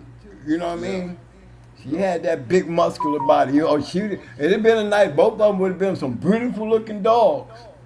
But I think Sable had an edge on mama. I'm gonna tell you the truth. I'm walking around treating Sable like Big Mike treated Pandy. I'm gonna use the friend game, man. We friends. I don't do that. I ain't doing that, man, with you. Nah. I'm gonna let Sable have all that. But on true reality, I wouldn't take a chance. Even though I like my bitch. I'm bold enough to take Red Ace and the goddamn Tommy boy, okay? And knew what I was talking about. You know, even on a bad day, I knew what I was talking about. So I'm gonna tell y'all like this. I know what I'm talking about. We're talking about putting mama on the goddamn table. I would have been putting that friend game all over that shit and I wouldn't talk about it no more. Yes, sir. Okay? Because you know how it is up there. I mean, everybody was like that. I mean, the kennels like we talk about, like strictly business and, you know, all these kennels that, you know, were just so damn active. They made the 90s. There was just so many of them. But the Yep. damn sharks stood out like a sore thumb. Hardcore, hello, these are normal names, ain't they, fam? Yeah. We Yeah. keep on saying these same old names. Yep. Yep.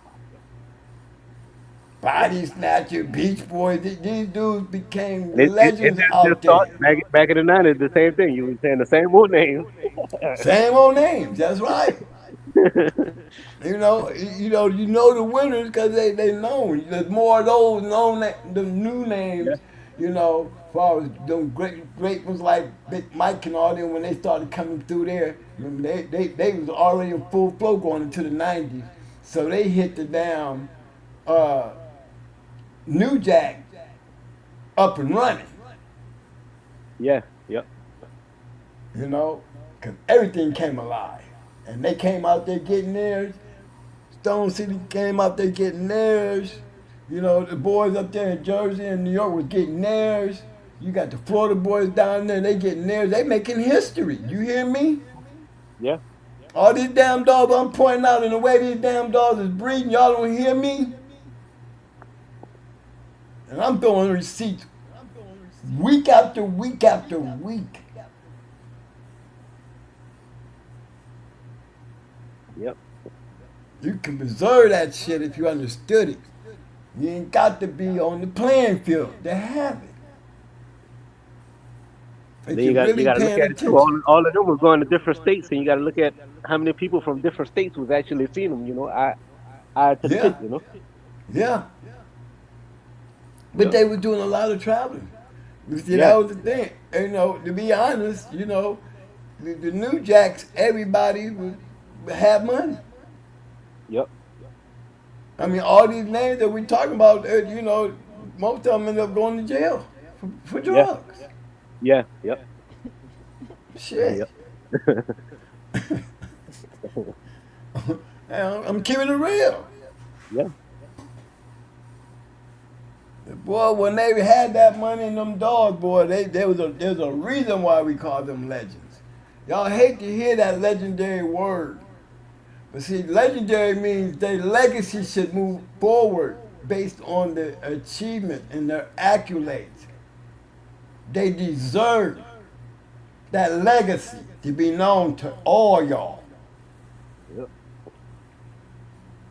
I'm not gonna keep on saying them same old tired ass names when in the 90s they names didn't mean shit.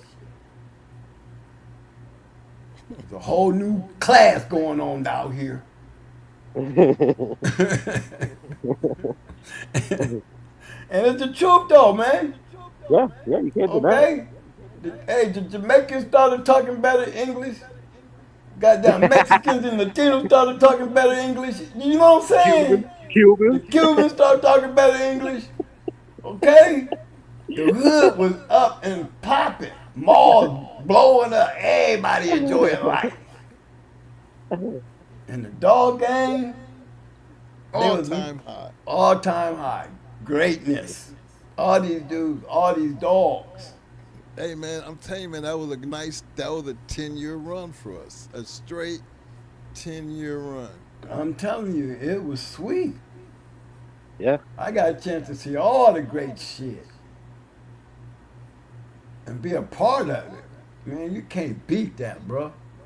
I ain't gonna lie to you. That's why I be jocking on these pedigrees like I do. Because these are the kind of dogs it takes. I mean, by now, 4 years later, you know, saying the same shit that I said 4 years ago and still showing you. And I'm doing it outside of Mayday. I'm doing it all over the place. And then I keep pointing out the major factors like the clout shit. But y'all notice, ain't nobody gonna tell me I don't know what I'm talking about. 'Cause you notice that Klaus motherfucker pop up in a bunch of real badass dogs, don't he? Yeah. Yep. And he come up in there heavy bread stabber, don't he? Yep. Okay, they knew something. That's the point. They knew something. I'm talking about all that rough shit. Buck, the Boyles dogs, the dogs we seen today, we seen pop up in a lot of great badass dogs. Yeah. There's a reason. Red baby. Major pieces of that puzzle, man. There's a reason why he there. And the fact is, look what kind of pedigree we looking at. We ain't looking at no dead ass dog. We looking at a great dog. We looking at a great line. What that tell you? He meant something. You cannot deny that. Mm-hmm. Well, Mo, you pretty much covered the conversation for tonight because, again, it's not like you're repeating yourself. It's actually where we sitting here trying to explain that real don't just consist of the paper. When you're still looking at a formula that you really don't even need the paper when you understand the dog. Mm-hmm. And you know what kind of dogs these boys had. They automatically, watching and seeing what we seen, made us look and do the things that you and KP did. You know what I mean? Yeah. Because remember, all he did was give us the dogs. But the arguments y'all used to have led to us having some badass dogs. Okay. I'm using them. Oh, you already know I'm using them. Shit. I use that shit. Look, it was because of him. I'm trying to tell you, it wasn't me, y'all. That's when he got. That's when he got. Argued. Yeah. But we argued, but shit, I still jumped in the car. Let's go. We talked about it on the way. You know? Shit. We both agreed. We both agreed to Mayday. We looking at each other, smiling and laughing like a motherfucker. Did you see that motherfucker, man? And we sitting right here with this motherfucker. We had a video of us walking Mayday. Didn't nobody even know who the fuck he was. And he still be talking shit. Reese, you ain't got that video, you sure? I know Mike still got that the tape from the studio though. I know he got it. He got no VHS, bro. No VHS. That's what it was. Shit. But yeah, man, we had a good time with Angel, man. And Mayday was a bad motherfucker, and that's why we went after Mayday. Seen it for ourselves. Got to have it. Didn't even know how he was bred, y'all, to be honest. We did. It was even sweeter when I found out he was off of yellow. Didn't even know the Holland Work dogs and what they was about. But I can tell you one thing. I saw bad. Well, a lot of times they're looking at the dog and making it how he's bred. Okay, yeah, that's the first thing we say after the match. You When the didn't know motherfucker how win, how he bred? Okay. Everybody want to know how he bred after the match, don't they? How he bred, especially if he looking good. After that, he the black one, the red one, the buckskin one. After you get that win, you want to know his name and how he bred. Okay, that's right. Mm-hmm. That's right. But see, during that time period, you was in your Big Mike mode. Oh yeah, man. I love Big Mike. I learned so much. I mean, it was bad enough that by the time I got to Florida, I'm seasoned. I'm up there with Abrahams and McNasty and Ohio Cash and KP on the move. Behinds, Loctite. I'm already seeing greatness. By the time I get to Florida, I done already seen enough north greatness from New York all the way over to Chicago. Oh, I was on fire by the time I got to Florida. Shit. Yeah, 'cause we still was hanging out with Mama and Yep. to Triple M when we was in Ohio. Yeah, Yep. that's right, man. We was still running around. We been man. By the time I got to Florida and had the opportunity to run with Big Mike in Stone City, oh man, Matter of that fact, took like me on another Loctite, ride. didn't they have a lot of that Champion Xena stuff? Huh? I hear you. Loctite, didn't they have like some offerings off of Champion Xena? Yeah, they had some great dogs off of Xena, and they had, remember he had the caveman dog. Yep. That was from Louisiana blood too. Mm-hmm. Yep. Oh, I Yep. With tell the you, Ferguson Pretty Boy Floyd. they had that Baby Jones shit. Yeah. Yep. Yep. Yep. That was some good ball stuff. Oh yeah. Good ball. Yep. I still would have liked to put Ace on her. They didn't Hell want to fuck yeah. with Ace. They ain't want to fuck with Ace. That's She how would we have want never on made Puerto champion Rico. fuck with Ace. She would have never made champion. We'd have finished her. But she was a bad bitch. Let me tell you. She was. I didn't know I would have beat her. But she was a bad bitch. I'm gonna keep it real. But I like going into them bad. I like going into that shit because it's the competition. That's why all them great dog men had that attitude. I'm not cocky. That's how I was. That's what we beating for. Competition. Nobody's scared of your ass. Unless you can, you're a queen. Sable, ain't gonna be too many males. Ain't nobody scared of the males. But there was some bitches out there you just did not want to fuck with. I mean, Jigger. I wouldn't have never, I'm glad me and Snipe friends. Yeah. Snipe already talk shit. Even with me as a friend, I might have to be holding him back if I had a dog Jigger size. You better leave me alone. You don't even be, I don't want to, every time I turn around, you throwing Jigger at me. No, man, I ain't doing it. We friends. Yep. We friends. I'm gonna throw the friend game on that mother. I'm running around here with this bad motherfucker. Why you want to put him on me? Shit. Son of Sam was a bad one in that era too. Oh yeah. Yeah. Yep. Man, they was getting out there, man, with dogs, bro. I mean, this is competition. Everybody think they got a badass dog.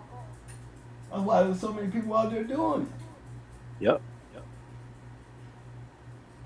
I mean, a whole lot of great kennels came out of that shit, bro.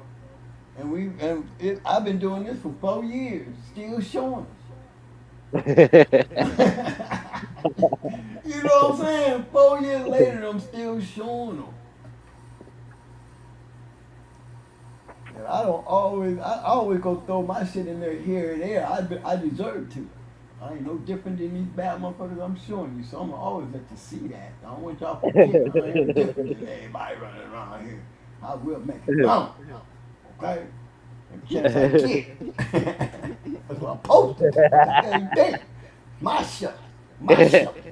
Well, at least I can do it. Get one. Do a show like this. Or shut up. You see what I'm saying? Oh yeah. Talk shit Tuesday. Past 2 o'clock. I'm clowning. Let me give you something to talk about. Yeah. Well, that answered one. So when they say, every time Twin he be doing it, then he always tell you he pull up some of his shit to show he had it, and I took that as a compliment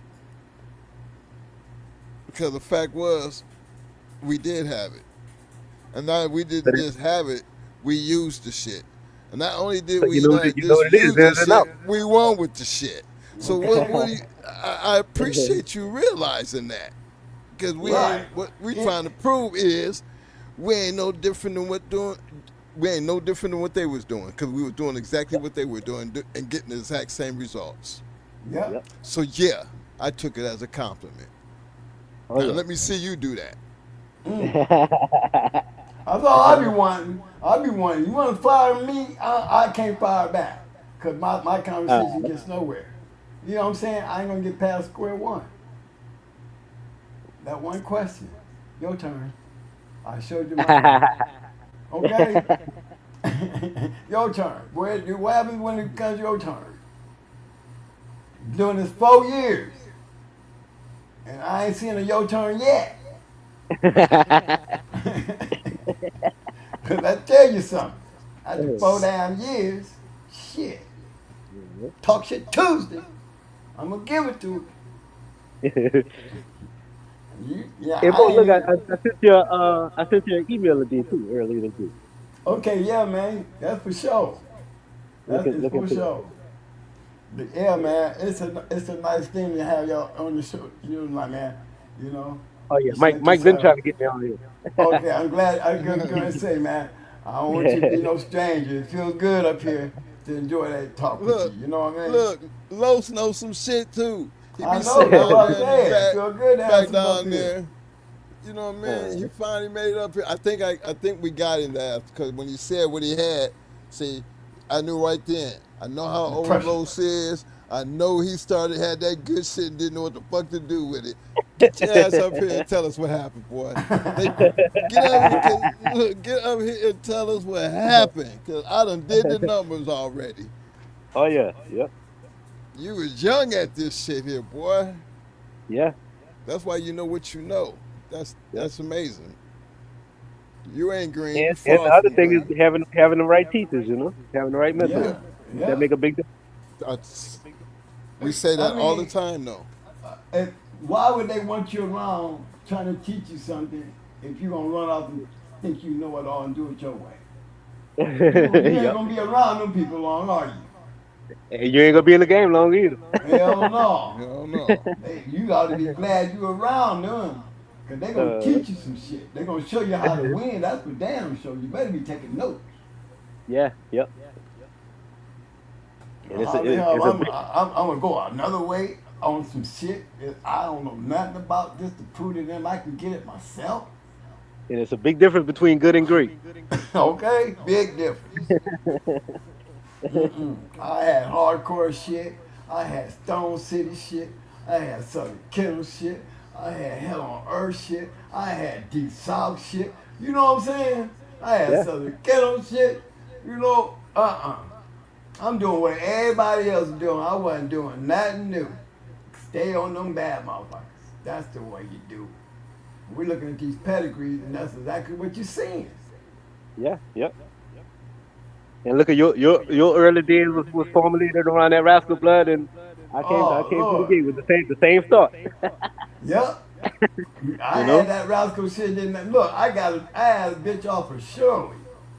Uh, You know, this is long before Blackjack Mama came along. right, right. You know what I'm saying? Yeah, James Polk, that was his dog. I'll show you that just by showing you this is the bitch that I got from James Polk off of Shirley too. Before she was ever bred to Bosco. Uh, Even had little Bosco. Even had little Bosco. Sure did. I had a puppy out of that breed. and another key factor to them dogs too, they had a high pain tolerance. Yeah. Yeah. I mean, one thing I seen about them, they either gonna be rough, very rough, a lot of mouth, Yeah, very aggressive. They kind of remind you of the red, white boils dogs. You know what I'm saying? yep, Or they gonna be game. They ain't gonna be both. yep, yeah.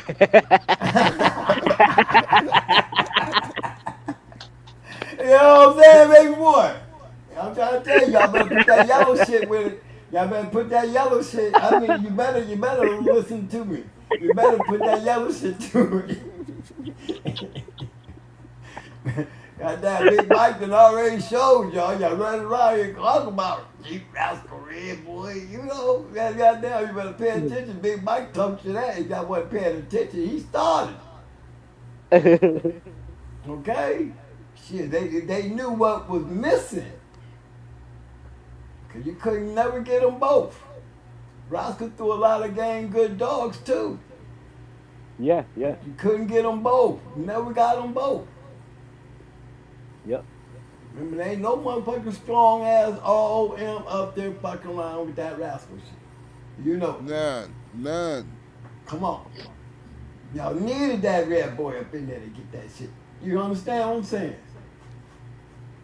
That rascal shit, that's why they call it Jeep red boy rascal.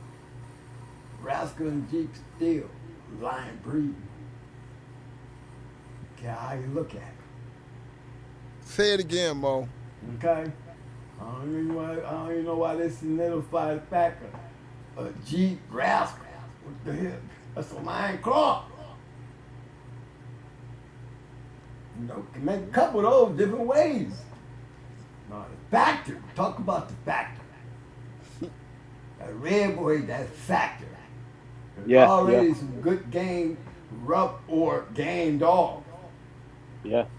You know what I'm saying? That goddamn red boy added that, we're gonna stick to this right here. We're gonna have a little crazy to it. Now we got the crazy with that black shit. You know what I'm saying? When you get the crazy with that black shit, now you're dealing with some different type of shit. Now you can get some mouth. Now you can get some gameness with some roughness. You feel me? Yep. Because that's exactly what they got when they put that red boy with it. Monsters. Lord knows when they crossed that shit to create a ruckus, that was the pinnacle. Give a damn what Yeah. y'all say. Tuffy was Yeah. nothing like ruckus. Yep. Nothing. That goddamn ruckus, that boy was a bad boy. Rough. That's why I laugh when they say Jeep red boy dogs don't bite. Well, I don't know where they got that one from. Maybe, you know, when you see, look, everybody can't have the great dogs, okay? Everybody, and that's why I always stick to the great dogs. I leave no room to talk about the ones that just ain't got it. You understand what I'm saying? Majority of all these lines don't got it. So why waste our time and use that as a con when the pro is far more than that? Yep. Because everybody can't have it. It's still a gamble. Yeah. Yeah.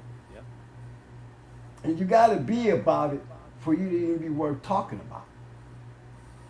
Because those are the ones that's making history. Those are the ones we learn by. Those are the ones we study. You see what I'm saying? Right. We don't already know that the expectations is got to have a little luck. But if you know what you're doing, you even got a better percentage. Oh yeah. Still a numbers game. That's what it was about. Yeah. That's what it was about. Yes, sir. That's why you had so many champions in one goddamn litter with some of these breeds. Do you see the breeds? Hey, do you remember how you started the show out with that Saint Benedict shit? Yes, sir. Now, that's the way you run a line. If you're trying to run some shit, Oh, yeah. that's a great example. I mean, as far as real breeding, because you was able to actually bounce around and get to where we got to tonight based on that, and still seeing the same thing, but you brought something new to that when you put that Saint Benedict shit up in there. Oh, yeah. See how they did that shit. You know I got to put my boy up. Another one of them great breeders.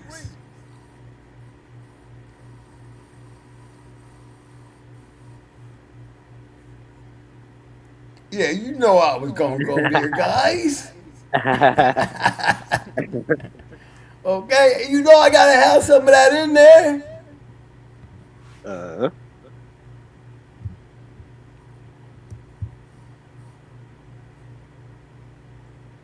Okay, y'all see it. You talked about your old boy Taylor, didn't you, man? I just couldn't stay away, y'all. I just couldn't stay away. I tried not to do that, okay? I really did. I really tried. But look at the breeding, man. This is how you do it.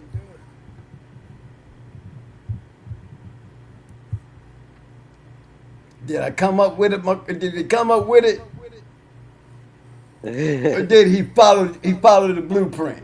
Tell me. Did he not Follow have a the blue. blueprint to follow? He Follow the followed it. blueprint. Follow the blueprint. Yep. That's why we call him the modern day Earl Tudor, Yes, we do. because he understands the blueprint clearly. Clearly. This bitch, that one, he got Little May's sister. That's him.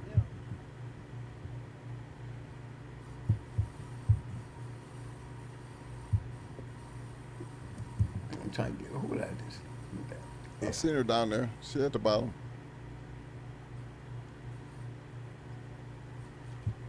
No, I was trying to find his Little May's his sibling. Yeah, I'm at the offspring.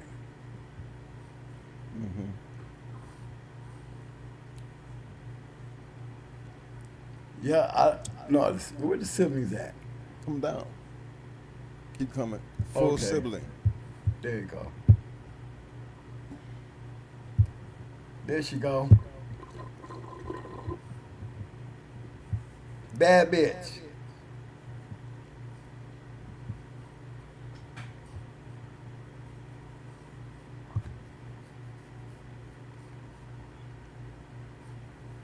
Mm-hmm.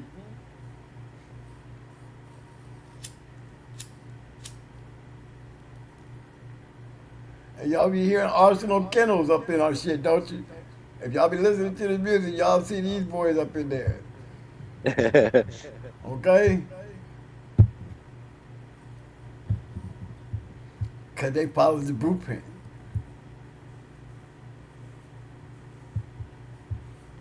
Oh, yeah, you already know I'm going there. I'm going there.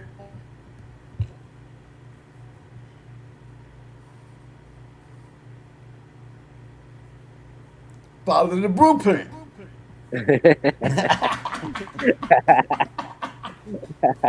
You know what I'm saying, baby boy? Uh-huh. Oh, I ain't playing. Yep.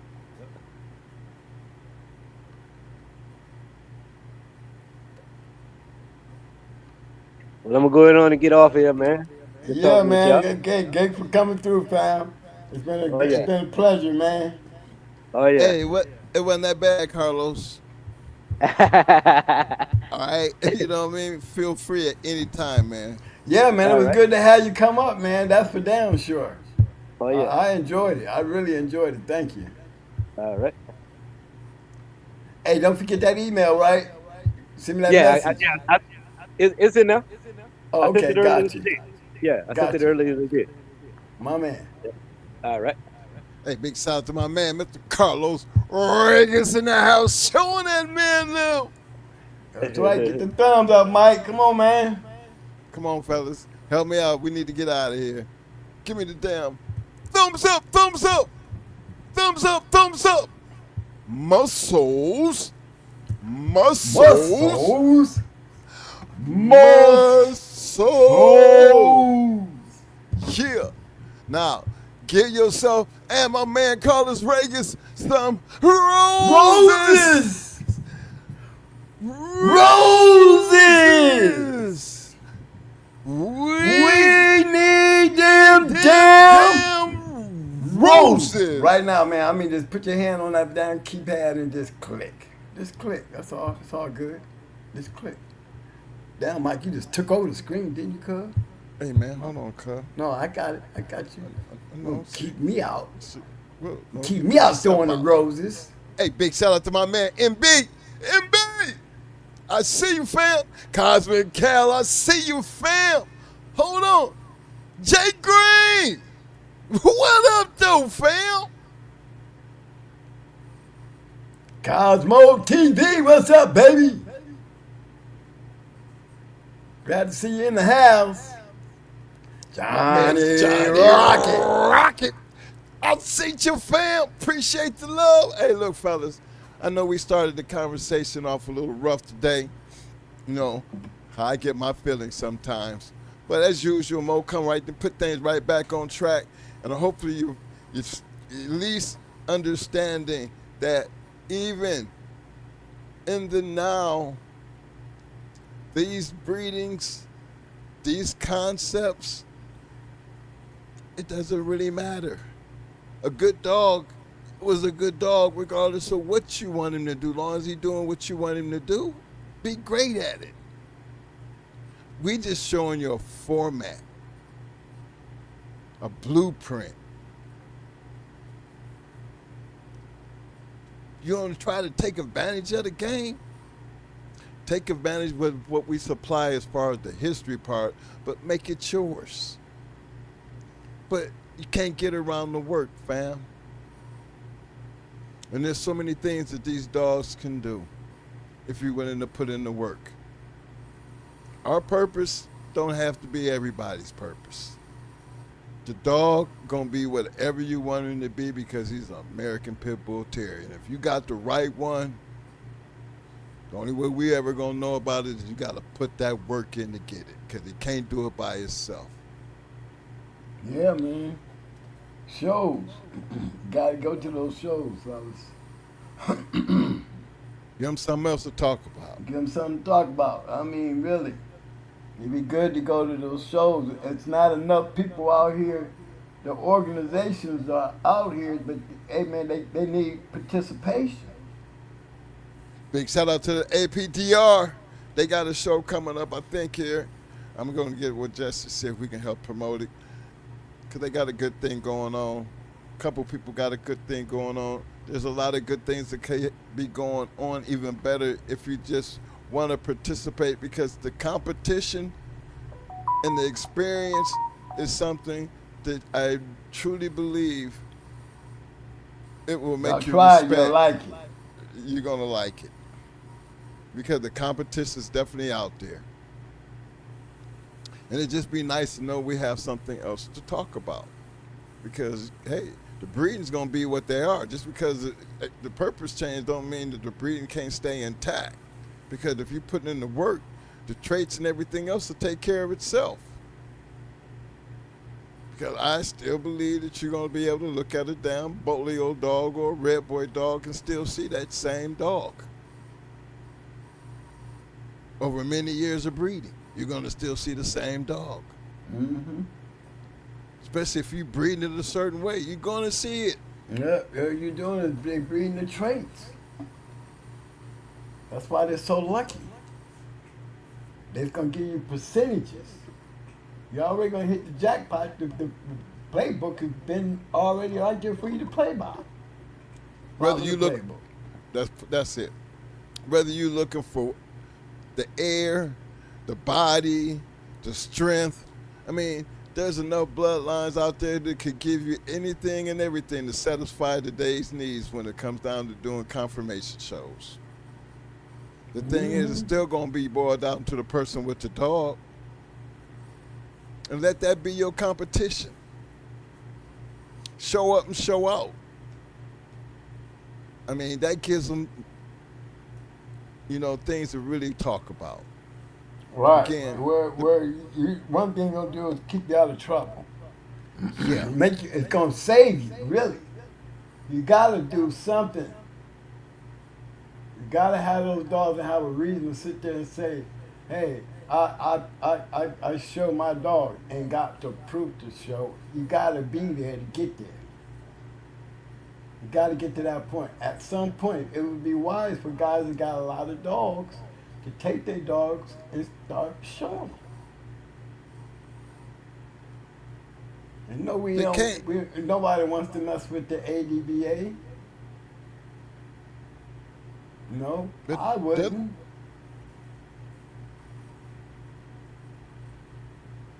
Because one, they, is always fair. We've been doing it so long, they have their favorites. We be like newcomers coming into their world. And it always seems the guys are not happy when they try. And then at the same time, it's wise for those who have ADBA registrations to get the show cards with your registration, because they will subpoena the ADBA, and the ADBA does not take no chance. They send them your shit. They did it to me. But like she said, she sent it to them. She made damn sure she sent them show cards. Every single one of them. ADBA show dogs. Registered with the ADBA. So that was another good thing to help me. And that's what I get for being involved and listening. Because she made the advice for all these dogs to be wise. For that extra $2 a dog, I'll take it.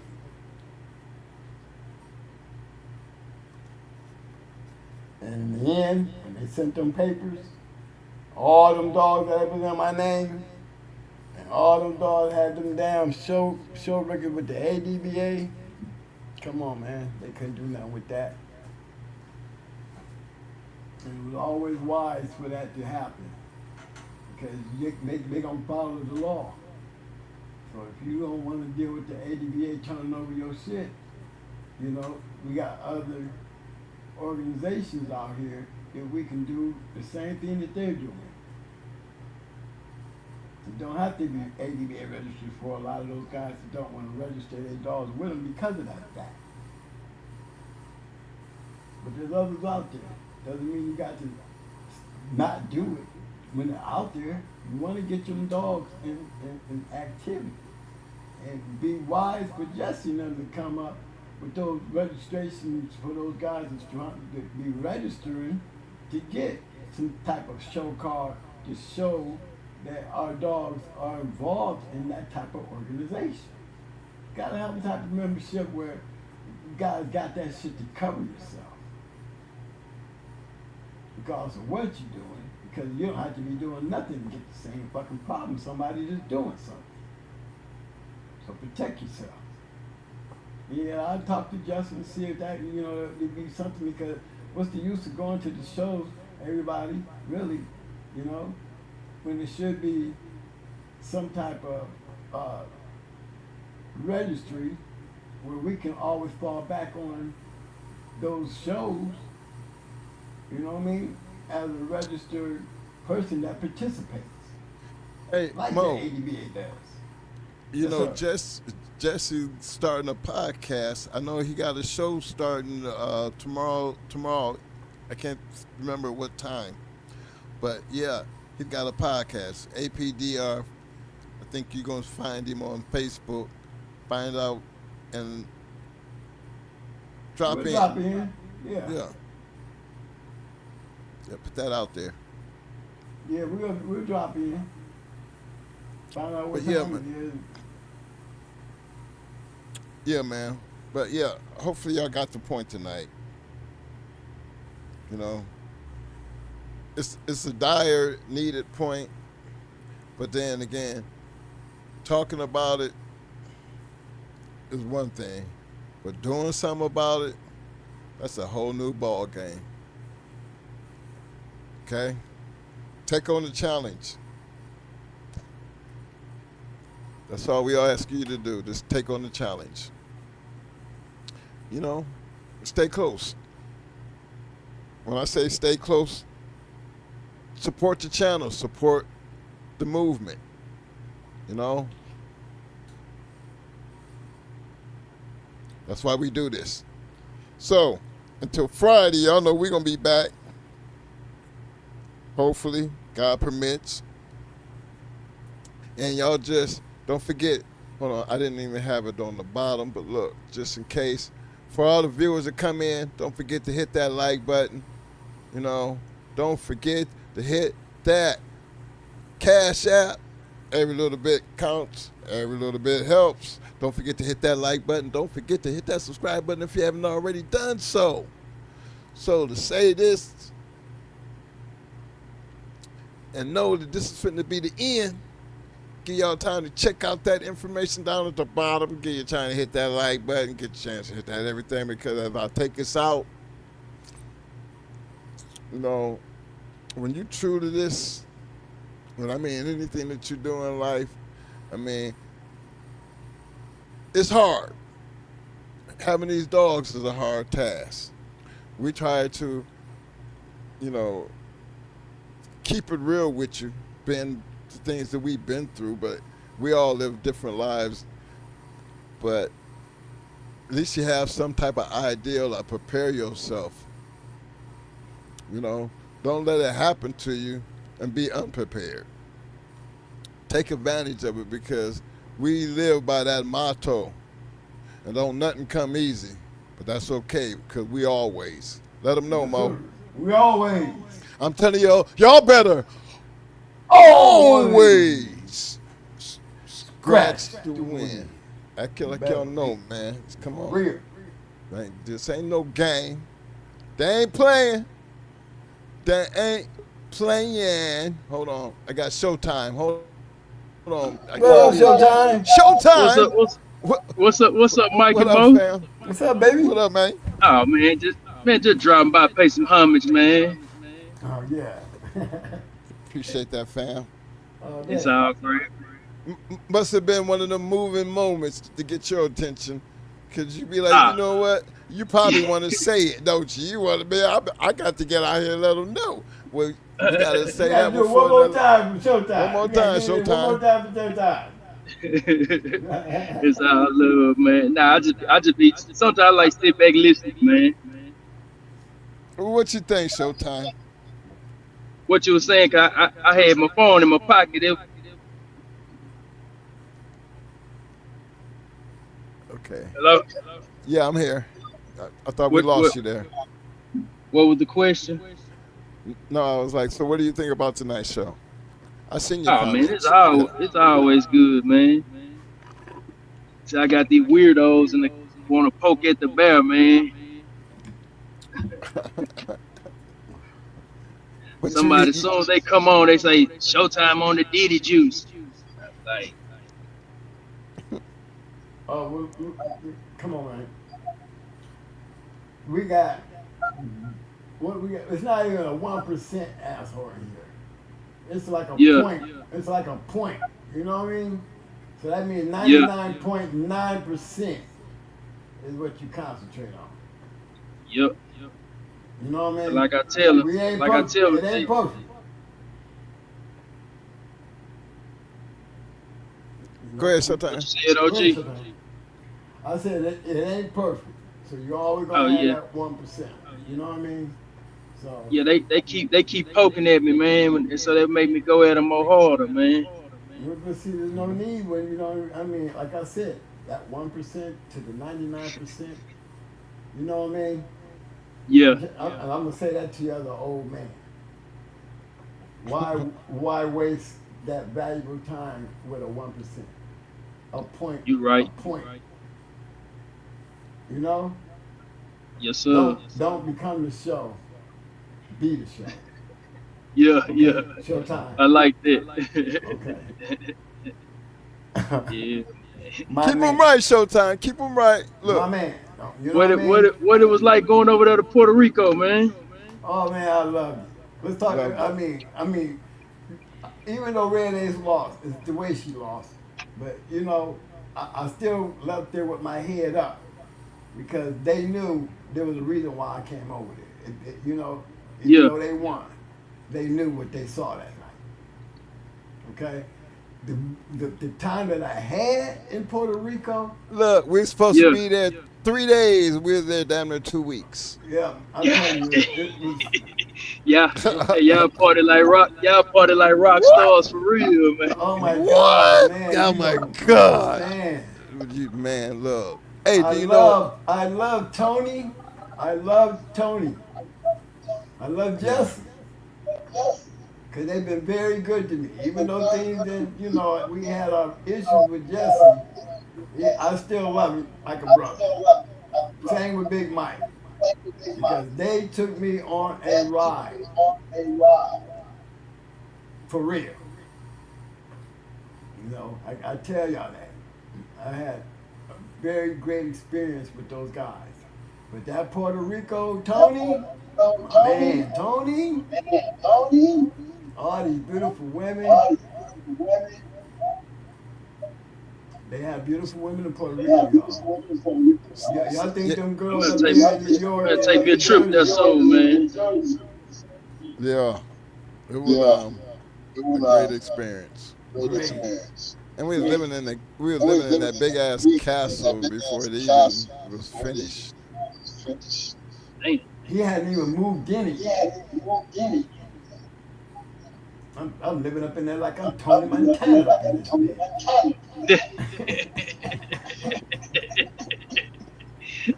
For real, Already. bro. For real. Got the Yeah. women, everything roundhouse. You know what I'm saying? Enjoying the life, man. That's what it's Oh my about. God. That's what it's about, man. Enjoying the life. Bulldog and enjoying the life, man. Yeah. Yeah, and the biggest pleasure I got out of it was when Tony came to Tampa to talk to me about Mayday before he made that breeding to Mayday. That's for real. So, I thought that was big for me.